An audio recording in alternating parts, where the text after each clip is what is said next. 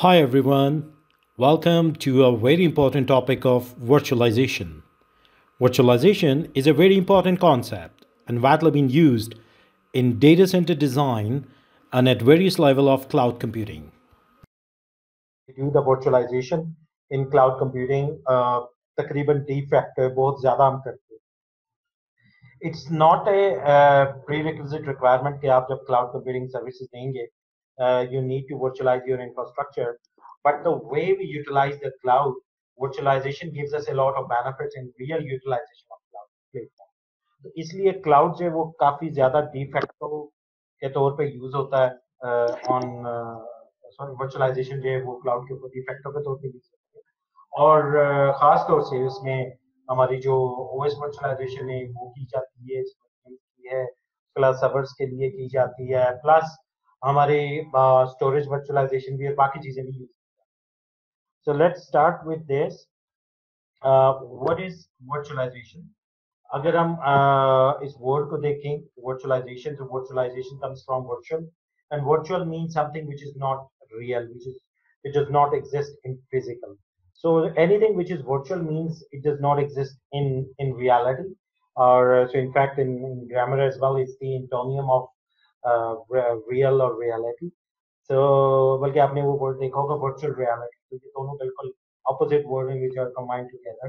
कि ये कैसी रियलिटी जो कि रियलिटी नहीं है but it's somehow give you an illusion. So virtualization gives you an illusion of something. So in computing disciplines, whenever we use virtualization, it's going to give you illusion of something. Generally, we talk about some sort of some physical hardware, and one of the most common type of virtualization is OS virtualization. जो हम hardware को virtualize करते हैं और उसके ऊपर operating systems multiple को install कर देते हैं. That is the one of the most common type. So virtualization is a simulation of hardware platform और वो operating system हो सकता है based on some certain hardware, storages हो सकती हैं, वो databases हो सकती हैं, वो network हो सकता है, can be anything. वर्चुअलाइजेशन का जो इस वक्त कॉन्सेप्ट है ये पिछले कोई 10-15 सालों में ज्यादा फेमस हुआ है और उसकी दो वजूहत हैं.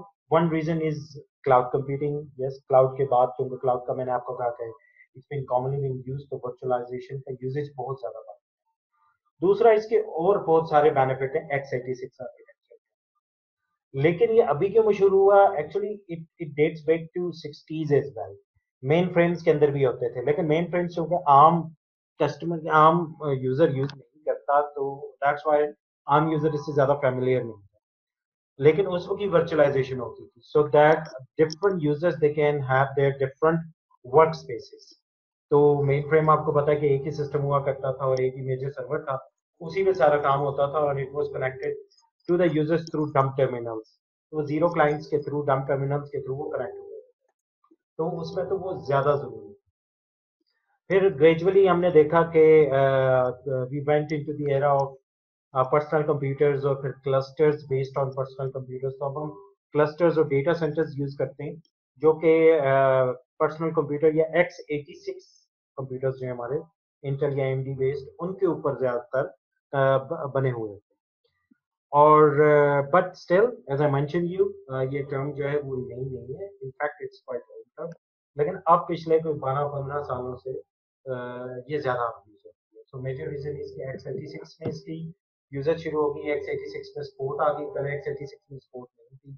सो फ्रॉम दिस सेंचुरी 2000 से इसके अंदर सपोर्ट हमें मिलने लगी. एंड देन जो हमारा क्लाउड कंप्यूटिंग है उसने इसकी यूजेज को बहुत ज्यादा. सो वर्चुअलाइजेशन के थ्रू हम करते क्या है खासतौर से जब हम कंप्यूटर के या हार्डवेयर लेवल वर्चुअलाइजेशन कर रहे होते हैं तो हम करते ही हैं कि हम एक कंप्यूटर से मल्टीपल कंप्यूटर्स का टास्क ले लेते हैं. हम मल्टीपल का काम लेते हैं. अब वो होता कैसे है? वो होता यूं है कि जब हम एंटरप्राइज लेवल कंप्यूटर्स की बात करते हैं, सर्वर्स की बात करते हैं जिनका काम हमें सर्विसेज देना होता है, तो ये servers in most of the cases they are generally under utilized. ये सर्वर जो है ना पूरी तरह यूटिलाइज नहीं होता बल्कि काफी कम यूटिलाइज होता है.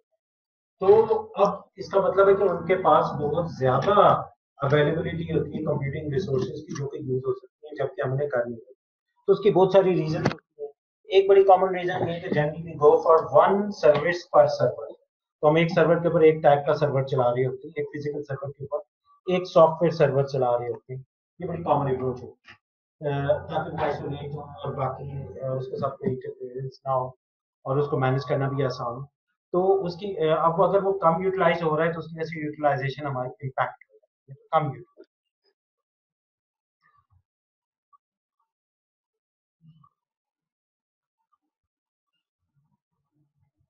सो वर्चुअलाइजेशन यहाँ पे बड़ा आपको फायदा दे देती है कि एक ही कंप्यूटर पर you can virtualise and you can get maximum benefit. So this is called server consolidation, तो जहाँ पे हम एक सर्वर से मैक्सिमम बेनिफिट लेते हैं, जो बड़ा इंपॉर्टेंट एस्पेक्ट है, बड़ी इंपॉर्टेंट रीजन है कि जिसकी वजह से हम वर्चुअलाइजेशन करते हैं। So through virtualization, we actually run multiple operating systems and eventually multiple application or multiple servers into one computer. ठीक है? So आप में से जिसने virtualization की है, so we have seen that you can run Windows and Linux on the same laptop. और dual boot से कैसे different है, हम जब स्टूडेंट थे तो at that time we used to have a dual boot system.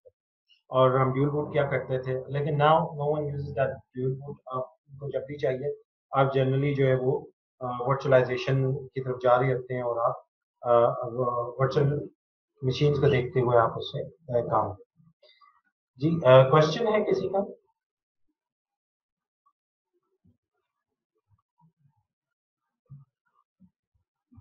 No sir, कोई question. अच्छा, सो दोनों में फर्क क्या होता है? ड्यूल बूट में आपको पता है कि एट वन टाइम जो है एक ऑपरेटिंग सिस्टम जो वो चल सकता है आपके सिस्टम के अंदर।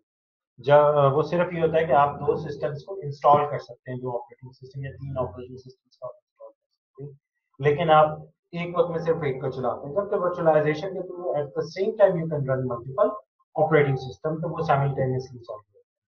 और दूसरा फर्क ये होता है कि ड्यूल बूट में देन यस चूंकि एक वक्त में एक चलेगा तो पूरे सिस्टम की सारी रिसोर्सेज उसको अवेलेबल होती है, जबकि अगर आपके रिसोर्सेज अगर आप सॉरी वर्चुअलाइज करेंगे तो रिसोर्सेज जो होंगे डिवाइड होंगे।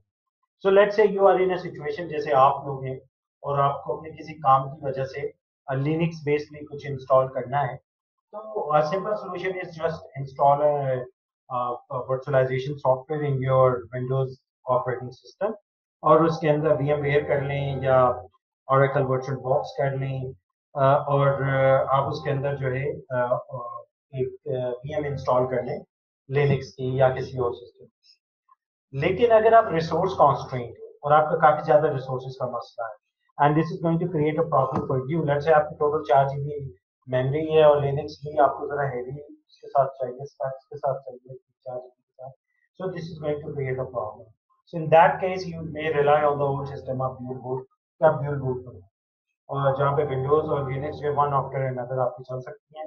सो in this case you will not be able to utilize them in parallel, आपको एक को शट डाउन करके दूसरे को यूज करना होगा, but in this case you are going to have all the resources available for your operating system, एक के लिए सारी की सारी।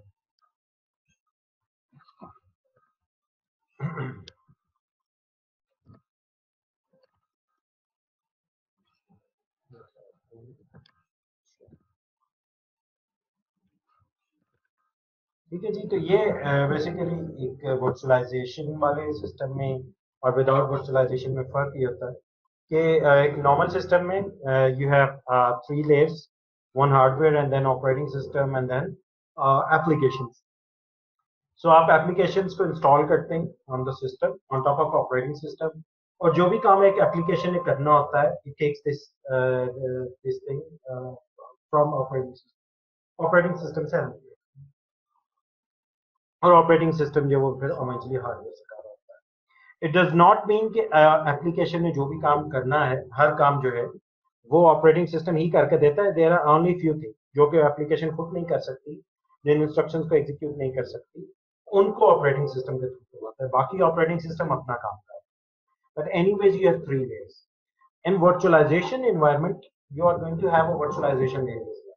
तो आप जनरली हार्डवेयर के ऊपर पहले क्या करते हैं, वर्चुअलाइजेशन लेयर करते हैं, and then you have virtual machine और वर्चुअल कंटेनर्स। ठीक है, तो वर्चुअल कंटेनर्स आप इंस्टॉल करते हैं या क्रिएट करते हैं और उन कंटेनर्स के अंदर अंदर आप अपनी एप्लीकेशन करते हैं. So this container environment actually isolate your application or your environment with the other containers, जो कि एक अच्छा आपको level of security भी provide. But in this case, the main thing is this virtual container is like a physical system. So ये आपको एक physical system की तरह एक अलग system की illusion देता है. It's not physically a separate system. It's a virtually separate system, but it gives you an illusion कि जैसे आपका physically एक separate system हो. So अगर हम बात करें why we do need virtualization, अभी मैंने आपको बताया कि आपकी जो hardware utilization है वो बहुत कम होती है normal system. So if you go with the virtualization, you can really increase your hardware virtualization. So you can go up to easily to 70, 75 or 80%. जो common statistics हैं, जो different servers हैं, उनकी basis पे generally जो आपके servers हैं, they are busy around different studies, different report करती है, लेकिन 15 to 20% total जो है वो consume हो रहे होते हैं, जो physical servers पे पहले आपकी जो machine है. तो what you can do is on the same system, on same one x86 machine, what you can do is you can install multiple or operating systems. So like here you can see there is x86 Windows 10, x86 Windows 2003 say, and then Red Hat.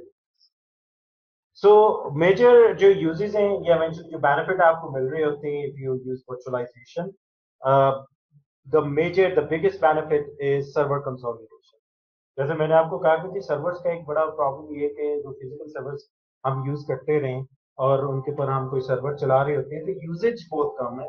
It's been somewhere between 15 to 20 or somewhere in 10 to 20%. So we can do the server consolidation and we can run multiple servers onto the same physical machine but in different environments.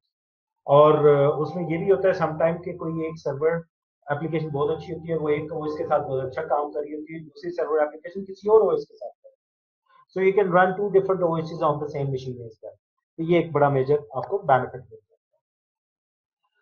और ये बल्कि मैं इसको ध्यान में रखिए कि मैं वापस x86 और ये मैंने अच्छा कि यहाँ बता दिया, आगे मैं आपको वर्चुअलाइजेशन टाइप्स जो है ना उसमें इमुलेशन के अंदर भी इसका इम्पैक्ट सो मेजर बेनिफिट जी आपका एक सर्वर जो है उसको मल्टीपल सर्वर्स यूज करते हैं.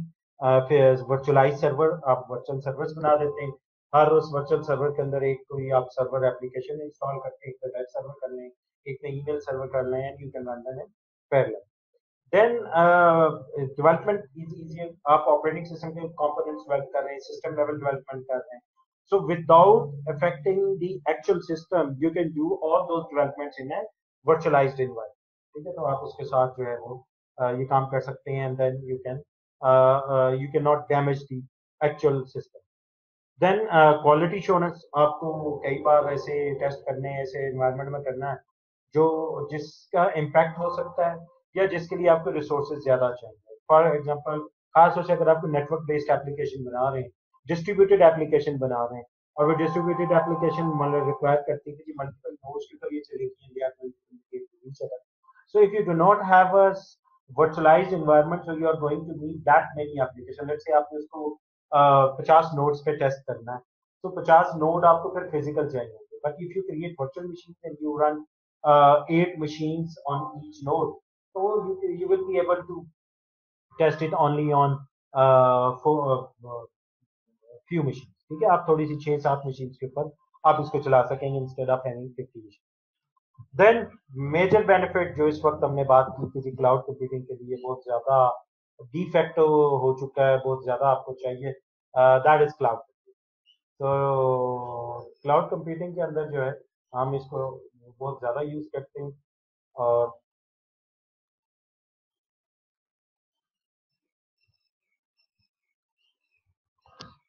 इसकी एग्जिस्टिंग बहुत ज्यादा हो गई है. देन व्हाई टू वर्चुअलाइज, अभी मैंने ये बात कर ही ली है कि आपका x86 बेस जो है इसकी वजह से आपके आस्ता आस्ता चैलेंजेस नए क्रिएट हुए थे, जिसमें मेजर चैलेंज क्या था कि आपका लोअर सर्वर यूटिलाइजेशन थी, आपके 10 to 20% होता था. जब वो कम यूटिलाइज होगा तो then you are going to install more physical servers more physical servers करेंगे तो your physical infrastructure cost will increase. जब वो कॉस्ट इंक्रीज करेगी, ज्यादा सर्वर होंगे तो कॉस्ट भी बढ़ेगी, आपको बड़ी फैसिलिटी भी चाहिए होगी, पावर भी बढ़ जाएगी। पावर और ये सारी चीजें बढ़ने के साथ साथ आपकी कूलिंग भी बढ़ेगी, ह्यूमन रिसोर्स भी बढ़ेगी, और भी बेशुमार चीजें आपकी बढ़ती जाती है। और इवेंचुअली आईटी मैनेजमेंट कॉस्ट आपकी बढ़ेगी, कॉन्फ़िगरेशन हर सिस्टम पे करनी पड़ेगी, डिप्लॉयमेंट्स हर सिस्टम्स पे जाकर फिजिकली करनी होगी एंड सो ऑन। और इसी तरह फेल ओवर और डिजास्टर भी उस तरह नहीं मिलता जिस तरह आपको वर्चुअलाइज। सो सॉल्यूशन एक बहुत अच्छा जो इनके लिए था, that was to virtualise x86, ठीक है। और ये याद रखिएगा कि we are not talking here about the cloud के, क्लाउड के लिए ये जनरल इंफ्रास्ट्रक्चर की बात है, आपको जो प्राइवेट इंफ्रास्ट्रक्चर का लेता है। सो बेनिफिट मेजर क्या रहता है, आपकी हार्डवेयर यूटिलाइजेशन जो है वो बढ़ जाती है, आप मल्टीपल ऑपरेटिंग सिस्टम को रन करती हैं, और हर एप्लीकेशन को लगता है कि मेरे पास ये अपना ऑपरेटिंग सिस्टम है, I on guy who is running on to this physical machine. लेकिन उसको ये आइडिया नहीं होता कि जो वो शेयरिंग इन्वायरमेंट में जाए। सो क्यों करेंगे जी कर, तो तीन मेजर रीजन है, तीन मेजर करेक्टराइजेशन है जिनकी वजह से हमें मेजर बेनिफिट मिलता है वर्चुअलाइज करने का cloud environment. Number one and the most important one is partition. आपके जो एक सिस्टम है उसकी हम पार्टीशन कर देते हैं, उसको अलहदा अलहदा हम कर देते हैं और मैक्सिमम यूटिलाइज करते हैं उस सिस्टम को, क्योंकि अगर हम वो फिजिकल मशीन रेंट आउट करेंगे तो हमने पहले ही बात की कि उनकी यूटिलाइजेशन इतनी नहीं होती। सो बाय टू डू दैट तो हमें बेसिकली वर्चुअलाइजेशन के काम करना है। तो इवेंचुअली इस वर्चुअलाइजेशन का ग्लोबल लेवल पे भी इम्पैक्ट है, और सबसे बड़ा इम्पैक्ट क्या है, वो हमारा ग्रीन हाउस इम्पैक्ट, कि हम जो वो कार्बन फुटप्रिंट है उसको भी डिक्रीज करते हैं, क्योंकि जितनी ज्यादा मशीन होंगी उतनी ज्यादा इलेक्ट्रिसिटी कंजम्पशन होगी, पावर कंजम्पशन होगी एंड कूलिंग रिक्वायरमेंट। तो इस सब को जो है हम रिड्यूस करते हैं। देन आइसोलेशन, हम क्योंकि जब पार्टीशन करते हैं तो हर एक को बिल्कुल आइसोलेट कर देते हैं, और हर जो मशीन है वीएम है वो एक सैंड बॉक्स एनवायरनमेंट में रन है, उसके लिए वो एक अलहदा दुनिया होती है, एक अलहदा एनवायरनमेंट होती है इन अ वॉल्ड एनवायरनमेंट। दूसरी वीएम से वो बिल्कुल हटके होते हैं, they can not intervene with each other. और इसी तरह वो जो नीचे का सिस्टम है, फिजिकल सिस्टम है, उससे भी वो हमने अलहदा की होती है थ्रू इनकैप्सुलेशन। तो इस आइसोलेशन की वजह से it gives a very secure environment. और अगर in case along with encapsulation अगर कोई मसला हो जाए तो हम क्या करते हैं, इजीली इसको माइग्रेट करते हैं, ठीक है। और अगर आपका कोई चीज या कोई चीज इम्पैक्ट हो रही है तो सिर्फ और सिर्फ आप एक वीएम में। इनकैप्सुलेशन इसी के साथ आ जाता है। इनकैप्सुलेशन में क्या है कि हम सारी की सारी वीएम को एक फाइल के अंदर स्टोर कर देते हैं, अब वो एक फाइल के अंदर मौजूद है और एक लॉजिकल एंटिटी है, and it becomes very easy to migrate that machine from one physical machine to another machine, ठीक है। अदरवाइज अगर फिजिकल आपका सारा सेटअप हो तो उस फिजिकल को मूव करना on to another machine, it's really very very difficult. जबकि virtual machine is very easy if you are particularly running the same sort of virtualization environment all across, तो आप सिंपली उस machine को उठाएंगे या उसका बैकअप पड़ा होगा and you will start running it on to another physical server या फिजिकल मशीन, उसके ऊपर आप चलाना शुरू कर देते हैं। तो ये तीन बड़े मेजर आपको जो है ना बेनिफिट मिले। Now let's discuss about the hypervisor. Hypervisor क्या होता है, ये हमने पहले भी आई थिंक एक दफा बात की थी, हो गया था। हाइपरवाइजर इज अ सुपरवाइजर, ठीक है। एक ऐसा सुपरवाइजर जो कि सुपरवाइजर्स को देखता है, और इसकी मैंने आपको बताया था कि grammatically from the language hyper mean something which is superior to super, तो उसको हम हाइपर कहते हैं। जैसे सुपर मार्केट है तो लार्ज स्केल मार्केट है, तो that is called a hyper. So hypervisor is basically a virtualization platform, क्योंकि हमारे जो बेसिकली सिस्टम्स हैं उनके अंदर ऑलरेडी एक सुपरवाइजर होता है जिसको हम ऑपरेटिंग सिस्टम कहते हैं। और हिस्ट्री प्रोबेबली मैंने थोड़ी सी डिस्कस की थी कि हमारे जो एक्चुअली सिस्टम है they are been made for application, जो हमारी एप्लीकेशन होती हैं उनको चलाने के लिए बनाए जाते हैं, चाहे वो सर्वर्स हैं या चाहे कोई यूजर की एप्लीकेशन। ये जो चीजें बाकी रन टाइम एनवायरनमेंट से या ऑपरेटिंग सिस्टम है ये उसको सपोर्ट करते हैं। तो ऑपरेटिंग सिस्टम की जरूरत इसलिए पड़ गया कि चूंकि we can have multiple applications, so we got a supervisor, हमें एक सुपरवाइजर की जरूरत थी तो हमने सुपरवाइजर। इसके बाद जब उन सुपरवाइजर्स को मल्टीपल को हमने चलाने की कोशिश की, तो then we need to have a supervisor, जिसको हम क्या बोलते हैं, हाइपरवाइजर या वर्चुअल मशीन मॉनिटर भी इसको हम बोलते हैं, या वर्चुअल मशीन मैनेजर भी बोलते हैं, वीएमएम, और वर्चुअल मशीन मॉनिटर या वर्चुअल मशीन मैनेजर, और सिंपल टर्म में हाइपरवाइजर। दो तरह के हाइपरवाइजर होते हैं, एक नेटिव होता है जैसे बेयर मेटल कहते हैं, और दूसरा हमारा होस्टेड हाइपरवाइजर होता है। ये दो तरह के हाइपरवाइजर्स हैं। जो नेटिव या बेयर मेटल है, it directly runs on top of A given hardware, और किसी भी हार्डवेयर पर डायरेक्टली रन करता है, जबकि जो होस्टेड है वो किसी और ऑपरेटिंग सिस्टम के ऊपर रन करता है। ठीक है, जिस तरीके से आप लोगों ने अपने कंप्यूटर्स में इसको किया होगा कि आपके जो हाइपरवाइजर्स हैं वो किसी और ऑपरेटिंग सिस्टम के ऊपर इंस्टॉल है।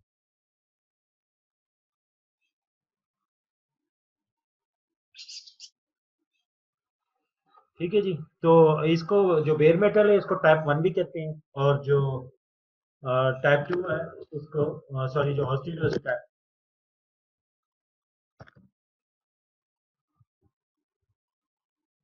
तो फर्क क्या है जी दोनों में? जो टाइप 1 हाइपरवाइजर है, इसमें हम हार्डवेयर के ऊपर डायरेक्टली वर्चुअलाइज्ड एनवायरनमेंट क्रिएट करते हैं। ठीक है, हम वही वीएमएम जो है या हाइपरवाइजर है उसको हम यहाँ पे इंस्टॉल कर देते हैं वर्चुअलाइजेशन प्लेटफॉर्म को। उस वर्चुअलाइजेशन प्लेटफॉर्म के ऊपर ओएस को इंस्टॉल करते हैं, और उन ओएस के अंदर उनकी अपनी एप्लीकेशन, हार्डवेयर जो होगा उसी के हिसाब से आपका ये वर्चुअलाइजेशन प्लेटफॉर्म भी होगा और ओएसएस भी होंगे। अगर x86 होगा, यही जनरली यूज होगा, x86 64 या x64 होगा, तो आप इसके ऊपर x64 इंस्टॉल कर सकते हैं। अगर सिर्फ 86 होगा तो वो नहीं कर सकेंगे। इस वक्त हर कोई x64 ही 64 बिट ही इंस्टॉल किया। अच्छा, दूसरा इसके ऊपर ये वो एनवायरनमेंट है जो कि आपका इस वक्त क्लाउड प्रोवाइडर जनरली यूज करते हैं, वो यही एनवायरनमेंट यूज करते हैं, because it gives you maximum server consolidation. ठीक है, मैक्सिमम आपके पास सारी चीजें हैं। दूसरा जो है टाइप 2, वो है जो कि आपने अपने कंप्यूटर के ऊपर आपने क्या किया हुआ है, यू हैव अ हार्डवेयर, आपने उस हार्डवेयर के ऊपर एक ऑपरेटिंग सिस्टम इंस्टॉल कर दिया, कॉमनली विंडोज या एप्पल मैक ओएस होगा। ठीक है, इस मैक या विंडोज के ऊपर आपने एप्लीकेशन इंस्टॉल की हुई है, word, power point, Firefox, visual studio etcetera. ठीक है, और इन एप्लीकेशंस के साथ अब आपने क्या किया, एक वर्चुअलाइजेशन प्लेटफॉर्म दिया। This virtualization platform is slightly different from this virtualization. यहाँ पे ये जो वर्चुअलाइजेशन प्लेटफॉर्म है ये बहुत ज्यादा काम कर रहा होता है, ये थोड़ा बड़ा है, जबकि ये जो वर्चुअलाइजेशन प्लेटफॉर्म है छोटे साइज का होता है, क्योंकि इसके नीचे पूरे का पूरा ओएस मौजूद है। ठीक है, इसलिए ये ज्यादा परेशान नहीं है। इसका सिर्फ काम ये होता है कि इनको नीचे इसके ऊपर ओएस रन होते हैं, और इन ओएस के ऊपर एप्लीकेशन। तब आप यहाँ पे देख सकते हैं कि there is lesser server consolidation. Why? Because this OS is, या तो आपके सिस्टम पे तो ये यूज होगा, लेकिन अगर कमर्शियल पे करेंगे तो कमर्शियल पे तो ये एप्लीकेशन ही चल रही होगी, कमर्शियल पे फिर ये मसला होगा कि ये ओएस जाया होगा। ठीक है, आपके भी सिस्टम पे अगर let's say you are having 8 GB memory, तो 3 GB के लगभग तो ये विंडोज ले लीजिए, और अगर 4 GB टोटल है फिर तो वैसे ही मसला है। ठीक है, 3 GB के बाद ये एप्लीकेशंस भी चल रही हैं, फिर ये वर्चुअलाइजेशन प्लेटफॉर्म भी 200-300 MB ले रहा होगा, फिर इनके ऊपर ओएस इंस्टॉल करेंगे तो इन बेचारों को कितनी कितनी दे। ठीक है, तो ये this is going to be a problem. के अब यहाँ तक तो ठीक है, इन्होंने यूज करनी है, ये आपकी असल मशीन है, ये मशीन जो है ये आपकी फिर वेस्टेज है। इसलिए आप जो एंटरप्राइज लेवल है, जो आपने कमर्शियल देना है क्लाउड, आप ये वाला यूज नहीं करते। So this is not there. आपकी मशीन पे यस आपका मेन काम जो है वो इस ओएस के साथ है और इन एप्लीकेशंस के साथ। ठीक है, ये सिर्फ आपने टेस्टिंग के लिए या किसी काम के लिए आपने यूज की है एज अ नॉर्मल। ठीक है, ये वाला उसमें भी अगर आप जैसे मैंने भी अपने सिस्टम में रखा है तो, लेकिन मेनली आपका काम ये एप्लीकेशंस का। लेकिन जो आपका कमर्शियल एनवायरनमेंट है उसमें तो काम इन्होंने करना, जो हर एक की अपनी अपनी वीएम होगी। ये जो वीएम्स हैं इनके अंदर जो एप्लीकेशन है, तो मैंने ये 2 वीएम में चला रहा हूँ, तो ये मेरी ये 2 वीएम, ये किसी और की है, ये यूजर सी की जाती है उसी मशीन पे। ठीक है, तो दिस इज अ डिफरेंस। तो जो कमर्शियल है उसके अंदर ये यूज होता है, और इसमें जो कॉमन है वेरी फेमस इज जेन, जो 2 सबसे ज्यादा दुनिया में यूज होते हैं, माइक्रोसॉफ्ट हाइपर वी भी होता है, लेकिन जेन और सबसे ज्यादा है जी VMware का ESXi based vSphere hypervisor है, अभी वी क्लाउड है, ESXi, ठीक है, टाइप 1 में। और जो ये वाला है इसमें फिर मल्टीपल है, इसमें माइक्रोसॉफ्ट का पावर पीसी है, ओरेकल वर्चुअल बॉक्स है और VMware वर्कस्टेशन, ठीक है, VMware की ये प्रोडक्ट, ठीक है, VMware वर्कस्टेशन यहाँ पे आती है इसके। तो ये दो मेजर डिफरेंस हैं इन दोनों के अंदर। तो ये प्रोडक्ट कुछ वैसे लिस्ट आपकी इंफॉर्मेशन के लिए दी हुई है, अब इसमें मजीद भी और भी थोड़ा सा इजाफा हो गया हुआ, वैरायटी इन्होंने कर दी है, because now they are also offering cloud services as well.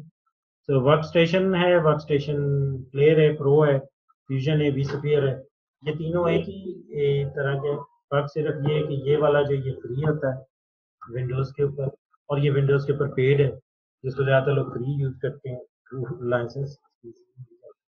और VMware फ्यूजन जो है ये मैक ओएस के लिए सिमिलर चीज है वर्कस्टेशन के, और जो vSphere है ये बेयर मेटल।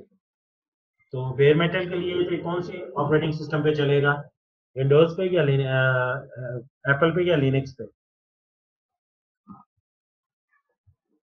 उसमें सारा ऑपरेटिंग सिस्टम की जरूरत नहीं होती। हाँ जी, इसके लिए कोई ऑपरेटिंग सिस्टम की जरूरत नहीं है, तो ये खुद, और ये सारे वैसे खुद लाइट वेट लिनक्स डिस्ट्रीब्यूशन ही है, ऑपरेटिंग सिस्टम टाइप की चीजें, ये जरा ज्यादा डिटेल ऑपरेटिंग सिस्टम है, ठीक है, इसमें ज्यादा आपकी सर्विसेज होती है। अब हम बात करते हैं टाइप ऑफ वर्चुअलाइजेशन। अच्छा, इसके मल्टी पर्सपेक्टिव है, तो हम वो मल्टीपल पर्सपेक्टिव से ही इसको देखते जाते हैं। एक पर्सपेक्टिव ये है कि दो में डिवाइड कर देते हैं हम, हार्डवेयर वर्चुअलाइजेशन और डेस्कटॉप वर्चुअलाइजेशन। हार्डवेयर वर्चुअलाइजेशन में एक ये कैटेगराइजेशन थी, ये थोड़ी सी ओल्ड है, अभी एक नई आ गई है, हार्डवेयर असिस्टेड वर्चुअलाइजेशन। दो है जी, फुल वर्चुअलाइजेशन, पार्शियल वर्चुअलाइजेशन और पैरा वर्चुअलाइजेशन। फुल वर्चुअलाइजेशन में क्या है, इनको डिटेल में आगे देखेंगे, आगे ये थोड़ी सी में डिटेल में। फुल वर्चुअलाइजेशन में जो है आपको पूरे का पूरा हार्डवेयर जो है वो हम उसको इमुलेट करते हैं, उसकी एक सिमुलेशन क्रिएट कर देते हैं, और उसके ऊपर जो है आप एक unmodified guest operating system run कर, ठीक है। ये फिर आगे मैं आपको बताऊंगा मॉडिफाइड और अनमोडिफाइड में फर्क क्या है, reason. Then we do have partial virtualization. Partial virtualization में आपका जो टारगेट एनवायरनमेंट है जिसको आपने सिमुलेट करना है, वो पूरे का पूरा आप नहीं करते, तो उसको पार्शियल वर्चुअलाइजेशन कहते हैं। और फॉर एग्जांपल अगर आपको कुछ गेस्ट प्रोग्राम्स हैं उसको आप रन करना चाह रहे हैं, तो दिस इज कॉल्ड पार्शियल, क्योंकि ये डिफरेंट मैकेनिज्म इनके थ्रू की जाती है, जैसे जो है वो या कई और इस तरह के एमुलेटर्स हैं, और वो फुल भी हो सकती है और पैरा के साथ भी। तो पैरा वर्चुअलाइजेशन क्या है, हार्डवेयर एनवायरनमेंट जो है वो फुली सिमुलेट नहीं होता, और इसके अंदर जो है ओएस कर्नल जो है उसको मॉडिफाई करना, ठीक है, और हाइपरवाइजर और ऑपरेटिंग सिस्टम जो है वो कोलैबोरेटिवली काम करते हैं वर्चुअलाइजेशन के लिए, और उसके बाद आपका काम, ठीक है। तो इसको मैं जरा डिटेल में आगे बताता हूँ, तीसरी भी आएगी हार्डवेयर वर्चुअलाइजेशन, वो आगे दी है ये जरा डिटेल में, तो वहां पे मैं आपको ना जरा डिटेल में बताता हूँ, this is a bit more technical, तो वो फिर आपको टेक्निकल तरीके से बताऊंगा तो ज्यादा। The other very common type is desktop virtualization. Desktop virtualisation क्या होती है कि आप एक डेस्कटॉप एनवायरनमेंट जो है उसको वर्चुअलाइज कर देते हैं, और आपका एक जो फिजिकल क्लाइंट है उससे आपका जो डेस्कटॉप है वो सेपरेट होता है। So if you are sitting on a physical client जो कि एक किसी क्लाइंट साइड पे है, तो आपका जो एक्चुअल डेस्कटॉप होगा वो सर्वर पे रिजाइड कर, आपका जो डेटा है वो सर्वर पे रिजाइड करेगा, और whenever you are going to access it, आपका वो जो डेस्कटॉप है वो बिल्कुल पार्शली या काफी कंप्लीटली आपके क्लाइंट साइड पे आके चलेगा, और आपका जो बाकी है डेटा है और जितनी भी चीजें हैं वो आपकी सर्वर पे रिजाइड, ठीक है। और इसके अंदर आपके अगर कोई चीज लेट्स से कोई कनेक्शन लॉस्ट हो जाता है, कोई भी ऐसा प्रॉब्लम होता है, या क्लाइंट एंड पे कोई इशू होता है, तो आपका डेटा लॉस नहीं होता, क्योंकि डेटा जो है वो सारा का सारा कहाँ रिजाइड करता है, सर्वर पे रिजाइड। डेस्कटॉप वर्चुअलाइजेशन में जो सबसे कॉमन जो यूज होती है, या जब भी हम डेस्कटॉप वर्चुअलाइजेशन कहते हैं, तो जनरली जो इस पे मुराद होती है वो हमारी mostly remote desktop virtualisation. Remote desktop virtualisation में हम क्या करते हैं, ये typical client server computing environment है। आपका जो डेस्कटॉप है वो सर्वर पर ही रिजाइड करता है, ठीक है। आपका डेटा तो करता ही सर्वर पर है। डेस्कटॉप एनवायरनमेंट पूरा सर्वर पर रिजाइड कर रहा है, तो जितनी कंप्यूटेशन होती है वो सारी की सारी आपकी सर्वर पर ही होती है, ठीक है। वो सारे का सारा आपका उसी सर्वर पे होगा। क्लाइंट साइड के ऊपर आपके पास सिर्फ और सिर्फ जो है वो रिमोट मशीन आ जाती है, ठीक है। उसका सॉरी इंटरफेस आ जाता है। रिमोट जो मशीन है या जो सर्वर मशीन है उसका इंटरफेस आ जाता है। तो आप में से काफी सारों ने इसको यूज किया होगा। कितने लोगों ने रिमोट डेस्कटॉप्स को यूज किया? कॉमनली इसको वीडीआई भी कहते हैं, वर्चुअल डेस्कटॉप इंफ्रास्ट्रक्चर। और माइक्रोसॉफ्ट का बड़ा फेमस इसके अंदर रिमोट डेस्कटॉप का टूल अवेलेबल है। उसके अलावा भी मल्टीपल आपके पास इस तरह के रिमोट टीम वीवर वगैरह भी इसी को ही कहते हैं। टीम वीवर भी यही कर रहा है, वो एप्लीकेशन लेवल पे कर रहा है, वो भी तकरीबन इसी तरह कर रहा है। इसके अलावा गूगल भी दे रहा है आपको रिमोट डेस्कटॉप की फैसिलिटी दे रहा है।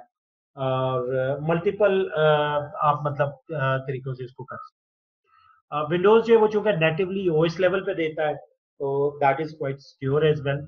और जो आप जो एक्चुअल उसमें क्या कह रहे हैं, एंटरप्राइज लेवल एनवायरनमेंट में जो चीज यूज होती है, तो वो फिर विंडोज लेवल की वो कर रहे हो, जैसे ये आपको दे दी। इसके अलावा एसएसएच या टेलनेट के थ्रू भी आप रिमोट डेस्कटॉप को आप कर सकते हैं। लेकिन इस केस में ये होता है कि आपका जनरली शेल बेस्ड, ठीक है, वो आपको शेल आपके पास आ जाता है।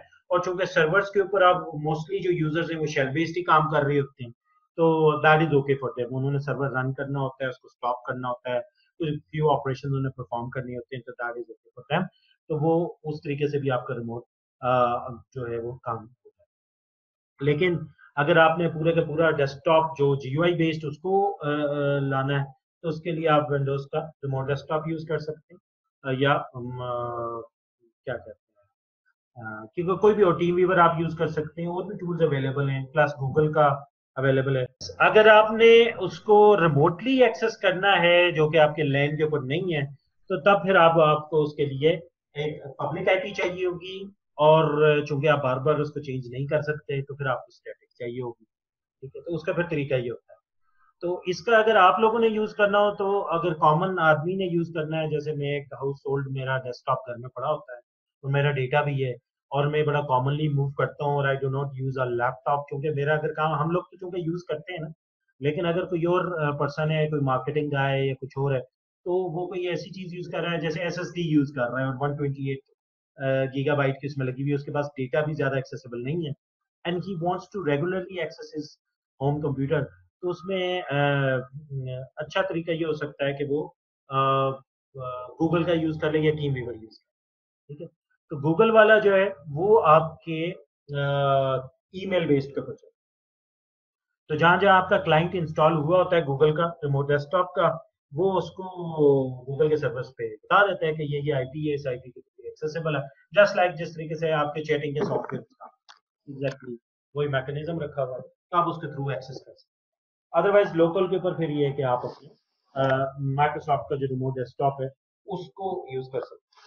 तो अभी अलॉन्ग विद वर्चुअलाइजेशन आप सबके लिए, जिसने नहीं यूज किया, बल्कि जिसने यूज किया सबके लिए ही एक एक्टिविटी है फॉर द नेक्स्ट क्लास में पूछूंगा कि आपने जो रिमोट डेस्कटॉप एक दफा जरूर यूज करते हैं, रिमोट डेस्कटॉप भी, और गूगल का जो सॉफ्टवेयर है वो भी आप लोग यूज करके देखें, और वो आपको जो है वो बता।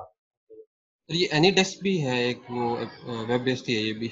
अच्छा, वो बहुत सारे हैं इस तरह, तो बहुत सारे टूल्स है। वो सिर्फ यूजेज पे है ना कि अगर आपकी यूजेज है या नहीं है। अब जिस तरह की हमारी है, मतलब मैं मेरे यहाँ पे मुझे इतनी जरूरत नहीं होती, तो मैंने ऑफिस के कंप्यूटर्स पे किया था, कुछ पहले कुछ चीजें मुझे चाहिए होती है, तो वो मैंने कर दिया। तो अब ये तो गूगल कौन सा कह रहे हैं सर आप? क्रोम रिमोट गूगल डेस्कटॉप कह रहे हैं? क्रोम रिमोट डेस्कटॉप एक नाम होता है, और उसका वो एक प्लगइन इंस्टॉल हो जाता है। आप क्रोम पे जाएंगे, वो आपका प्लगइन इंस्टॉल कर देगा, इसके बाद आप उसे एक्सेस कर सकते हैं। इसमें जो सिक्योरिटी इशू है वो ये है कि आपने लेट से माइक्रोसॉफ्ट का अगर आप रिमोट डेस्कटॉप यूज करते हैं तो आप जब लॉगिन करते हैं तो वो लॉगिन स्क्रीन सिर्फ आपको विजिबल होगी जो रिमोट मशीन के ऊपर।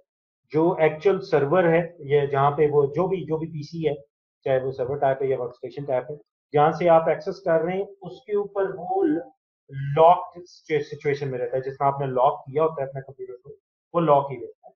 और आपका जो सर्वर जो सॉरी क्लाइंट साइड है, क्लाइंट साइड पे वो डेस्कटॉप आ जाता है। जबकि गूगल पे जब आप यूज करेंगे तो वो वहाँ वो उसको बेसिकली रेप्लिकेट करता है।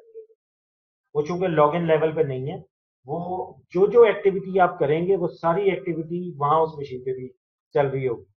ठीक है, तो आप उसमें ये भी कर सकते हैं कि अगर आप किसी को वैसे बेवकूफ बनाना चाहें किसी डिवाइस को, तो आप वो कह सकते हैं कि ये देखें ये कोई जेन बूट इसको यूज करता है इस कंप्यूटर को। सर इसमें भी दो चीजें सर, इसमें एक वो आ, उसको मिररिंग कर रहा होता है और दूसरे में सर उसको रिमोटली एक्सेस को इस तरह हम डिफरेंशिएट करते हैं दोनों चीजों को, लेकिन दोनों में ये चीजें हो रही है।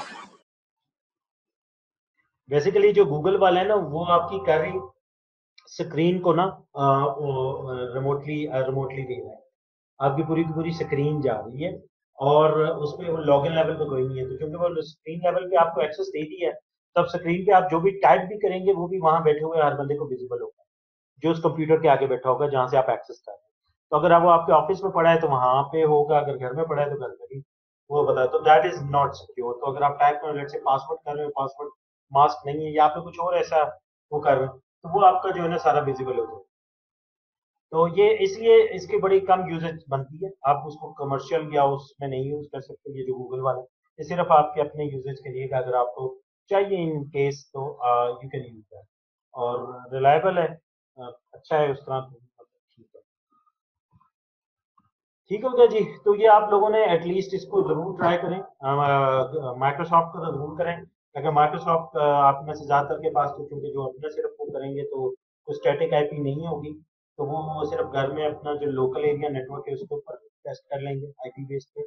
और जो गूगल क्रोम है उसका फायदा ये है कि वो आप कहीं से भी कर सकते हैं। उसको टेस्ट करने का आसान तरीका ये है कि अपने मोबाइल को लैन से ऑफ करके आप 4G से कनेक्ट कर देंगे और आप देख लेंगे कि वो एक्सेसिबल हो रहा है। जबकि माइक्रोसॉफ्ट वाला जो है वो एक्सेसिबल या उसके वर्चुअल डेस्कटॉप के थ्रू एक्सेस नहीं है। So this is virtual desktop environment. इसके अलावा आपकी वर्चुअलाइजेशन हो सकती है जी। आपकी सॉफ्टवेयर वर्चुअलाइजेशन है, आपकी मेमोरी वर्चुअलाइजेशन है, स्टोरेज वर्चुअलाइजेशन हो सकती है, आपकी डेटा वर्चुअलाइजेशन हो सकती है, नेटवर्क हो सकती है, एप्लीकेशन हो सकती है, लेकिन जो सबसे कॉमनली यूज होती है that is the OS virtualisation, जिसमें हमने कुछ बात की आगे मजीद हम सो और सॉफ्टवेयर वर्चुअलाइजेशन में फिर मल्टीपल टाइप्स हैं जी। सबसे ज्यादा कॉमनली यूज होने वाली ऑपरेटिंग सिस्टम वर्चुअलाइजेशन है, in which we host multiple virtualized environment within a single OS. ठीक है, अभी ये जो प्योर ये वाली टर्म है ना, इसका यूजेज ज्यादा हो गया कि हम ओएसिस को वर्चुअलाइज करके यूज कर रहे हैं, और ये जो ट्रेडिशनल वीएम्स हैं इनका यूजेज थोड़ा कम हो गया है। ये हम नेक्स्ट चैप्टर में फिर इस पे मजीद देखेंगे जब हमारा कंटेनर्स का कॉन्सेप्ट है। अब जो है ना हम कंटेनर्स पे चले गए। कंटेनर्स में क्या होता है, ये केवीएम एनवायरनमेंट में होता है और हम जो है rather than hosting multiple VMs हम एक ही ओएस के अंदर आइसोलेटेड एनवायरनमेंट बना देते हैं। और ये होता है कि एक ओएस जो है मल्टीपल ओएस रन कर रहा है। So this is called containers. ठीक है, और इसमें जो है क्यूबरनेटिस काफी ज्यादा फेमस है, डॉकर्स बहुत ज्यादा फेमस है, और अब इसका जो है ना यूजेज ज्यादा बढ़ रहा है। दूसरा है जी एप्लीकेशन वर्चुअलाइजेशन। तो आपकी जो एप्लीकेशंस हैं उनको अंडरलाइंग ऑपरेटिंग सिस्टम के उससे इनकैप्सुलेट करके आइसोलेट कर देती है। तो रन तो वो on top of that OS ही करती है, लेकिन उसमें जो है वो उसको उससे थोड़ा लेता कर देती है। इसमें कुछ इस तरह के प्लेटफॉर्म्स भी आए थे, जैसे कैमियो आया था, और भी इस तरह के कई प्लेटफॉर्म एग्जिस्ट करते हैं जो कि क्या करते हैं। जिस तरह आपने आपको पता है अभी विंडोज 8 में आपने अगर एप्लीकेशन इंस्टॉल की है तो बहुत सारी एप्लीकेशन को आप इसी तरह उठा के दूसरी विंडोज पे ही चलाएंगे, वो नहीं चलेंगे, because it requires to have a registry info, a registry entry into that particular system. तो एप्लीकेशन वर्चुअलाइजेशन के थ्रू आप उसको सिंपली उठा के दूसरी जगह चला सकते हैं अगर आपके पास वो एप्लीकेशन वर्चुअलाइजेशन एनवायरनमेंट इंस्टॉल। तो लॉन्ग में वो काफी 10-12 साल पहले जब शुरू में आए थे तो इसका मैंने यूज भी किया था, एक्सपेरिमेंट किया था, but right now I do not use. But लेकिन जब आप क्लाउड पे करेंगे तो क्लाउड पे this is a good thing, अगर आप क्लाउड बेस्ड सर्विसेज दे रहे हैं और आप अलग-अलग वर्चुअलाइज्ड एनवायरनमेंट में या आपने पोर्टेबल एप्लीकेशंस बनानी है जो कि एक कंप्यूटर से उठा के आपने किसी भी वक्त दूसरे पे चलानी है, so this is a good idea. एक इस तरह की बड़ी कॉमनली आप एप्लीकेशन यूज भी करते हैं जावा की। जावा एग्जैक्टली डज दिस, वो एप्लीकेशन वर्चुअलाइजेशन करता है।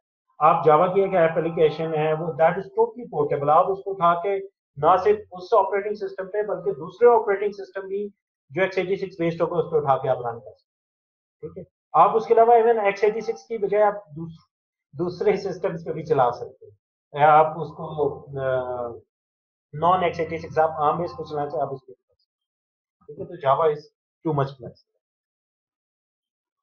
ठीक है, तो दिस इज एप्लीकेशन वर्चुअलाइजेशन। इसके बाद वर्क स्पेस वर्चुअलाइजेशन है कि अब आप मल्टीपल एप्लीकेशंस को मिला के वर्क स्पेस बनाते हैं, उस वर्क स्पेस को अवेलेबल करवा देते हैं टू द यूजर्स और यूजर जो है उसको यूज कर लेता है। देन सर्विस यूटिलाइजेशन में यह है कि आपका जो एक सिस्टम है उस सिस्टम की कोई सर्विस को आप वर्चुअलाइज तरीके से आप यूज करते हैं, जैसे एपीआई को आप यूज कर रहे हैं, आपने टेस्टिंग करनी है तो टेस्टिंग के लिए आप उसकी सर्विसेज को लेके थ्रू एपीआई आप उसको एक्सेस करें। तो ये मल्टीपल टाइप की आपके software virtualisation. Then comes memory virtualisation. Memory virtualisation में एक वर्चुअलाइजेशन बड़ी कॉमन थी, आप सिस्टम पे यूज कर रहे थे, that is virtual memory. Virtual memory क्या है कि आपकी फिजिकल मेमोरी कम होती है और आप प्रोग्राम बड़े साइज का लिख लेते हैं। यू गिव एन इल्यूजन कि एक बड़े साइज की फिजिकल मेमोरी अवेलेबल है, असल में 4 GB 8 GB होती है और आप 15-15 GB का एक एक प्रोग्राम लेते हैं और इंस्टॉल और जो रन कर लेते हैं वो आप 60-60 GB के भी रन करते हैं। तो वो कैसे पॉसिबल होता है?